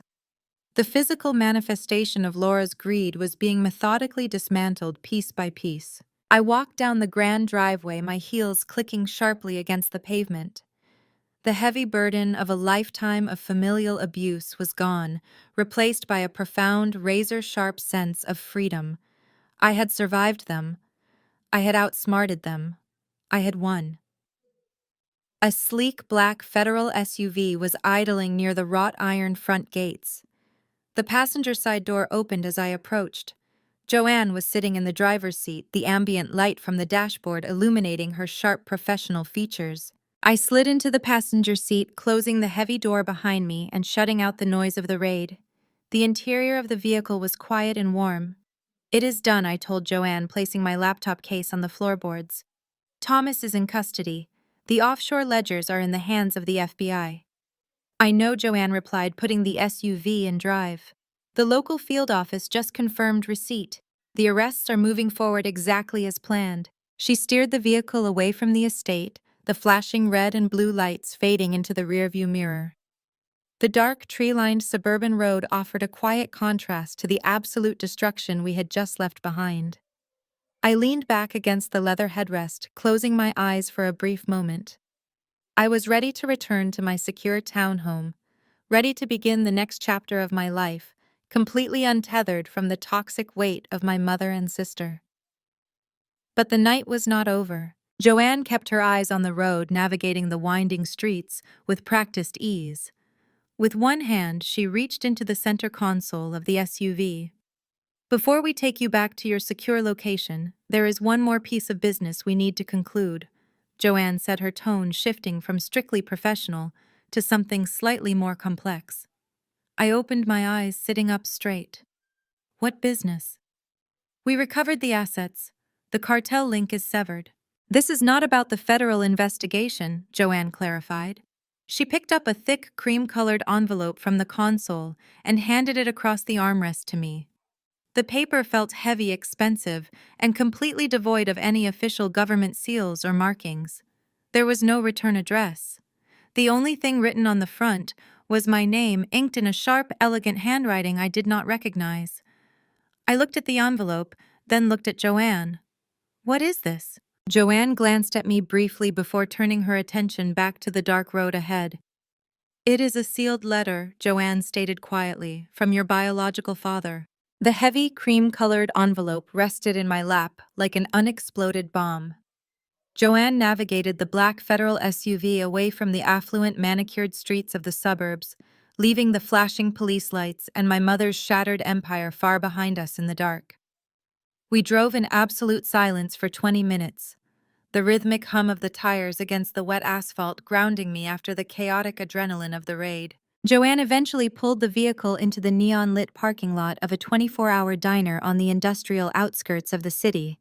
The rain had started to fall, streaking down the windshield and blurring the harsh streetlights. Let us get some coffee, Joanne stated, putting the SUV in park and unbuckling her seatbelt. We walked into the warm, nearly empty diner. The sharp scent of burnt coffee and fried food was a jarring, welcome contrast to the sterile, perfumed air of the mansion I had just left. We slid into a faded red vinyl booth in the far back corner, isolated from the few other patrons hunched over the counter. I looked across the sticky table at Joanne, the ruthless federal agent who had just orchestrated the total destruction of my family. I looked at the envelope in my hand, then back at her sharp, intelligent features. A sudden, piercing realization clicked into place. You knew him, I said. It was not a question. Joanne nodded slowly. She reached into her jacket, bypassing her federal badge, and pulled out a worn, faded photograph. She slid it across the table. It was a picture of my father laughing with his arms slung over the shoulders of a younger, smiling Joanne. He was my older brother, Sydney. Joanne revealed, her voice dropping its professional, authoritative edge for the very first time. I am your Aunt Joanne. When Laura realized she could not control him entirely, she made sure his side of the family was completely isolated. She cut us out of your life. I joined the bureau specifically to build the financial profile needed to take her down. He reached out to me right before he died. He gave me that envelope and made me swear to give it to you only when Laura was finally in handcuffs. My hands trembled as I looked down at the heavy parchment. I broke the wax seal, carefully unfolding the single sheet of thick paper. The handwriting was sharp, precise, and immediately familiar. I had not seen my father's penmanship since I was 10 years old. My dearest Sydney, if you are reading this, it means the fail-safes I put into place have finally been triggered, and Joanne has kept her promise to me. I need you to know the truth. I knew Laura was dangerous. I knew her greed was a bottomless pit that would eventually consume this family, and I knew she would try to take everything the moment I was gone.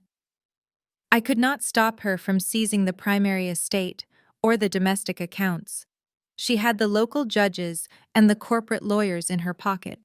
But my patents and the core offshore accounts were a different story. I intentionally structured the Cayman trusts with a fatal tripwire.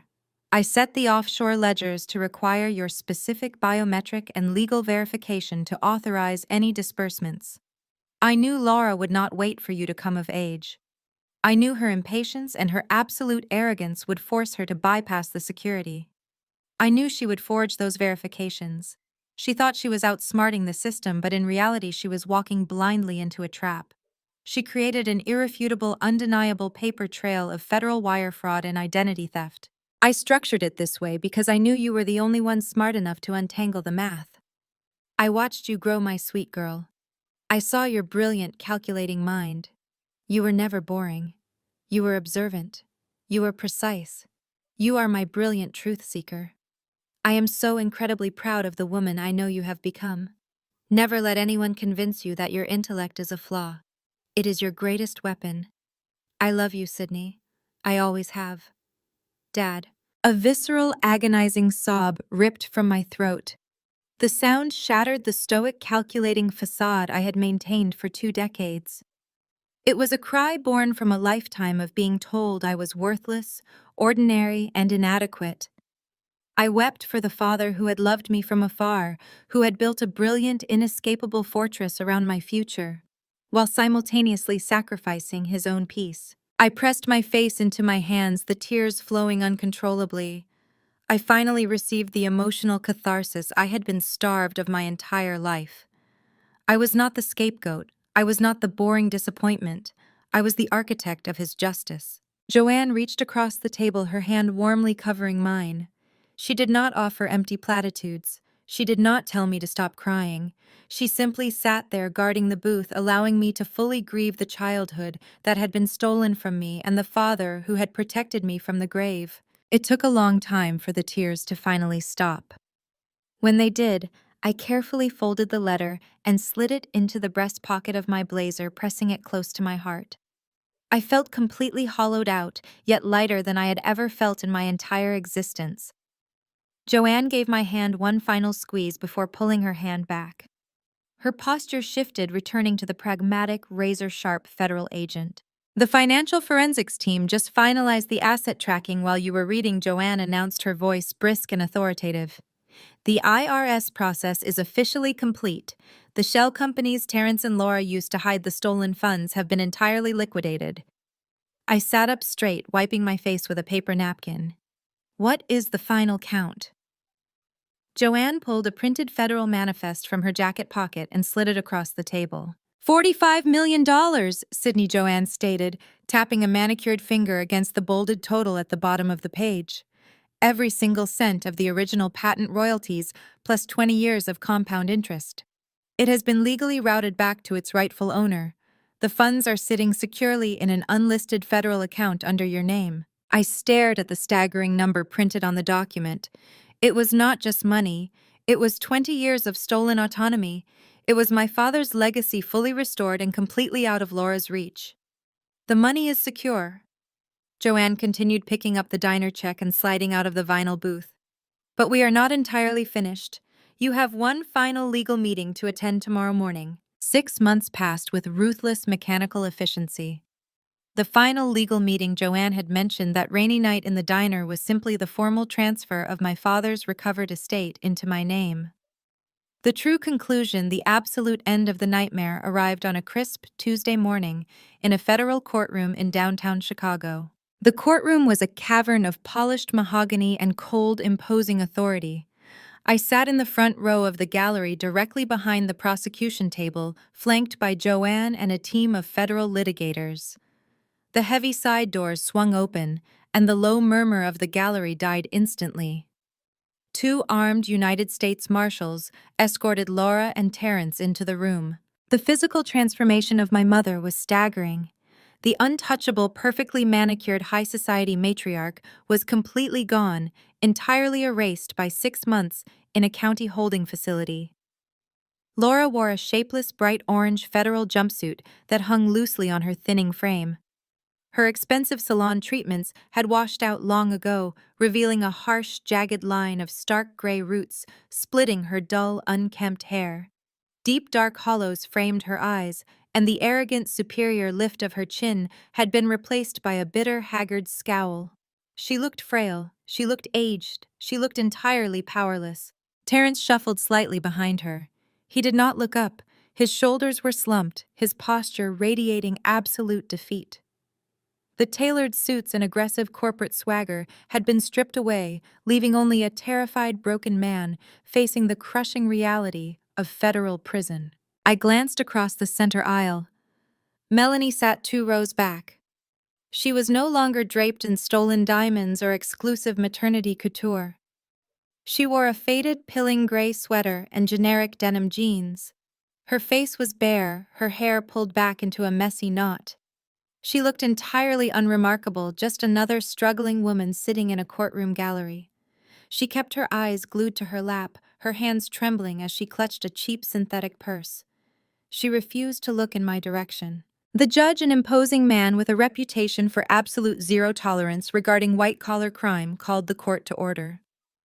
After confirming the plea agreements and the extensive list of federal convictions, he looked over his reading glasses and asked the prosecution if the victim wished to address the court. I stood up. The silence in the courtroom was absolute as I walked down the aisle and stepped up to the wooden podium facing the bench. I arranged my notes, though I did not need them. I looked directly at the defense table. Laura glared back at me, her jaw clenched tight, a tiny spark of her old rotting venom still burning in her eyes. I did not flinch. I did not look away. I felt no fear, no intimidation, and absolutely no sorrow. I felt only cold, clinical clarity. Your Honor. I began, my voice carrying clearly through the pristine acoustics of the courtroom. For 20 years, the defendant, Laura, operated a sophisticated criminal enterprise funded entirely by stolen intellectual property and financial fraud. The metrics of her crimes are thoroughly documented in the federal indictment. $45 million embezzled. 2 decades of forged legal signatures. Hundreds of wire transfers routed through offshore accounts and cartel-backed shell companies. I paused, letting the sheer magnitude of the numbers hang in the heavy air. But the financial theft is merely a mathematical calculation. I continued, my tone remaining surgical and brutally precise. The true crime committed by this defendant was the systematic theft of a childhood and identity and fundamental human trust. She weaponized my very existence. She legally erased my biological father, stole his legacy, and then dedicated her entire life to painting me as a defective, unwanted burden. She funded her golden child and her lavish lifestyle with my stolen birthright, demanding my gratitude while actively engineering my marginalization. Laura gripped the edge of the defense table, her knuckles turning white, but her public defender placed a firm hand on her wrist, forcing her to remain seated. When the accounting discrepancies finally threatened to expose her empire, she did not hesitate, I stated, staring directly into Laura's hollow eyes. She priced my life at $200,000. She hired cartel contractors to stage a fatal accident in my home. She decided that my murder was an acceptable operational expense to protect her stolen wealth. I did not cry. My voice did not break. I delivered the undeniable truth with the cold clarity of a woman who had finally reclaimed her power. I asked the court to impose the maximum sentence, I concluded, stepping back from the microphone. Not simply for the financial ruin she caused, but for the absolute absence of humanity she has demonstrated for 20 years. I walked back to my seat, my spine perfectly straight. Joanne gave me a single approving nod as I sat down. The judge looked down from the bench, his expression grave. He reviewed the thick stack of documents in front of him, the heavy silence stretching across the room, wrapping tightly around the defendants. The crimes committed by these individuals represent a breathtaking level of greed, manipulation, and sociopathic calculation. The judge announced, his voice echoing with absolute authority. The subversion of the legal system, the laundering of illicit funds, and the conspiracy to commit murder for financial gain will not be met with leniency in this courtroom. He turned his gaze directly to the defense table. Terrence, the judge declared, for your role in the money laundering conspiracy and corporate wire fraud, I sentence you to 10 years in a federal penitentiary. Terrence let out a choked, muffled sob, burying his face in his trembling hands. His lawyer patted his back, but Terrence just continued to weep into his palms. Laura, the judge continued, his tone turning to pure steel. For racketeering, grand theft, and conspiracy to commit murder across state lines, I sentence you to 25 years in a maximum security federal penitentiary without the possibility of parole. A sharp gasp echoed from across the aisle. Melanie covered her mouth with both hands, tears streaming down her pale face. Furthermore, the judge finalized, striking his gavel against the sounding block with a sharp, definitive crack. I order the complete and total liquidation of every remaining asset, property, and holding tied to both defendants to satisfy the federal restitution order. You are remanded to the custody of the United States Marshals. The marshals immediately stepped forward, grabbing Laura by the arms and hauling her to her feet. She did not fight this time. Her legs seemed to give out, and they practically had to drag her toward the holding cell doors. The heavy wooden doors slammed shut behind her, sealing her fate and entirely erasing her from my world. The heavy brass doors of the federal courthouse swung shut behind me, sealing the past away forever. The crisp Chicago wind whipped across the concrete plaza, but for the first time in my entire life, I did not feel cold. I stood at the top of the stone steps looking out over the bustling, vibrant city. Beside me, Joanne adjusted the collar of her trench coat, watching my face with a quiet, knowing pride. In my right hand, I held a single stamped manila envelope. It did not contain offshore ledgers, encrypted hard drives, or evidence of federal wire fraud. It contained a court-ordered decree of absolute identity restoration. The Social Security number. Laura had maliciously bound me to the digital cage she had used to ruin my credit, bury me in debt, and siphon away my legitimate inheritance was officially and permanently nullified. The federal judge had signed the order that morning, completely expunging the fraudulent financial history attached to my name. I had legally reclaimed my birth identity, securing the pristine financial record that my father had meticulously intended for me. The invisible chains Laura had wrapped around my throat were completely severed. I looked at Joanne and handed her the envelope. She smiled, a rare, genuine expression of warmth that mirrored my father's eyes perfectly. We walked down the courthouse steps together, no longer just a federal asset and her handling agent, but as family.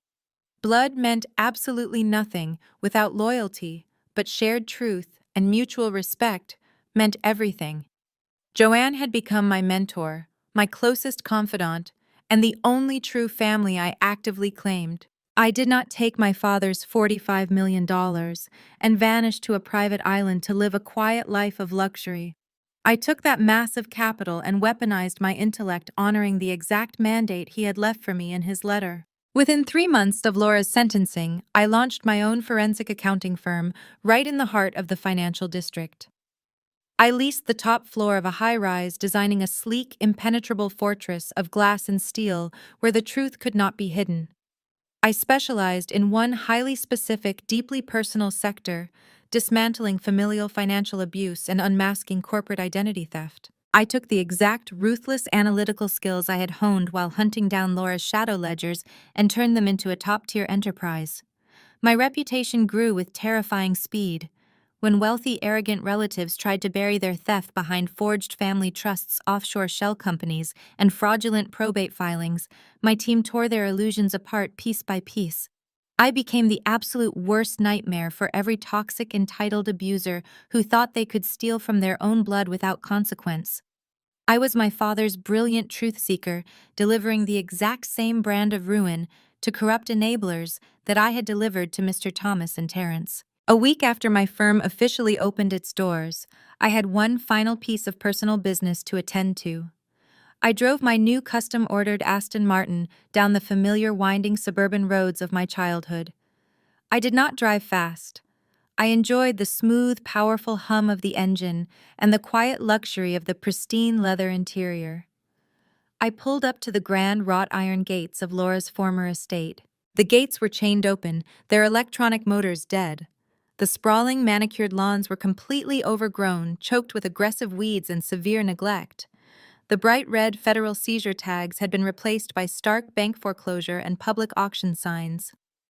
I parked my car at the base of the grand circular driveway, stopping directly in front of the sweeping marble staircase where my mother had once stood and looked down on me with absolute disdain. A commercial real estate broker was waiting nervously near the portico, clutching a thick leather binder to his chest. He shifted his weight from foot to foot, clearly intimidated by my arrival. I did not haggle. I did not negotiate a single term. I signed the final purchase agreements right there on the hood of my car. I bought the sprawling multi-million-dollar estate in a direct cash transaction for absolute pennies on the dollar. The bank had been desperate to offload the highly publicized tainted property, and I was the only buyer who showed up to the auction. The broker handed me the heavy property deed, offered a hurried, stammering congratulations, and practically sprinted to his vehicle to escape the eerie silence of the dead estate. I stood alone in the center of the driveway, looking up at the cavernous, empty mansion. It was a monument to unhinged greed. It was the physical manifestation of a stolen childhood, a house built entirely on the bones of my father's hard work. It was the hollow, rotting shell of Laura's fake high society empire, and it belonged to me now. I reached into the pocket of my tailored blazer, pulled out my phone, and made a single brief call. A moment later, the low, mechanical rumble of heavy diesel engines echoed down the quiet suburban street. 4 massive yellow demolition excavators rolled through the open wrought iron gates, their heavy steel treads grinding harshly against the expensive imported driveway pavement. The demolition foreman stepped out of the lead vehicle, holding a bright yellow hard hat. He looked at me, then looked up at the sprawling mansion. He gave me a questioning nod, waiting for the final authorization. I nodded firmly, my expression set in stone. I did not look away as the first excavator raised its heavy steel claw high into the air and smashed directly through the grand oak front doors. The impact shattered the imported frosted glass panels and tore the massive crystal chandelier right from the ceiling. The deafening crash of breaking marble, shattering glass, and splintering wood filled the air, completely drowning out the silence of my past. I watched the walls of my childhood prison collapse into a violent pile of worthless rubble and thick gray dust. I watched the last physical trace of Laura and Melanie's unearned entitlement get reduced to debris. When the roof finally caved in, I turned my back on the wreckage. I opened the door of my car, slid into the driver's seat, and pressed the ignition. The engine roared to life. I drove away down the winding road without casting a single glance in the rearview mirror, completely independent, wildly wealthy, and finally absolutely free. The most powerful lesson from Sydney's journey is that biological ties do not excuse toxic behavior. For years, Sydney endured emotional abuse and financial exploitation under the guise of family loyalty. However, her ultimate victory wasn't just reclaiming her stolen inheritance. It was finding the courage to sever the invisible chains of manipulation. She taught us that true security comes from self-reliance, and setting ruthless boundaries is often the only path to genuine peace. You don't owe your future to those who tried to destroy your past. Have you ever had to establish firm boundaries with toxic family members?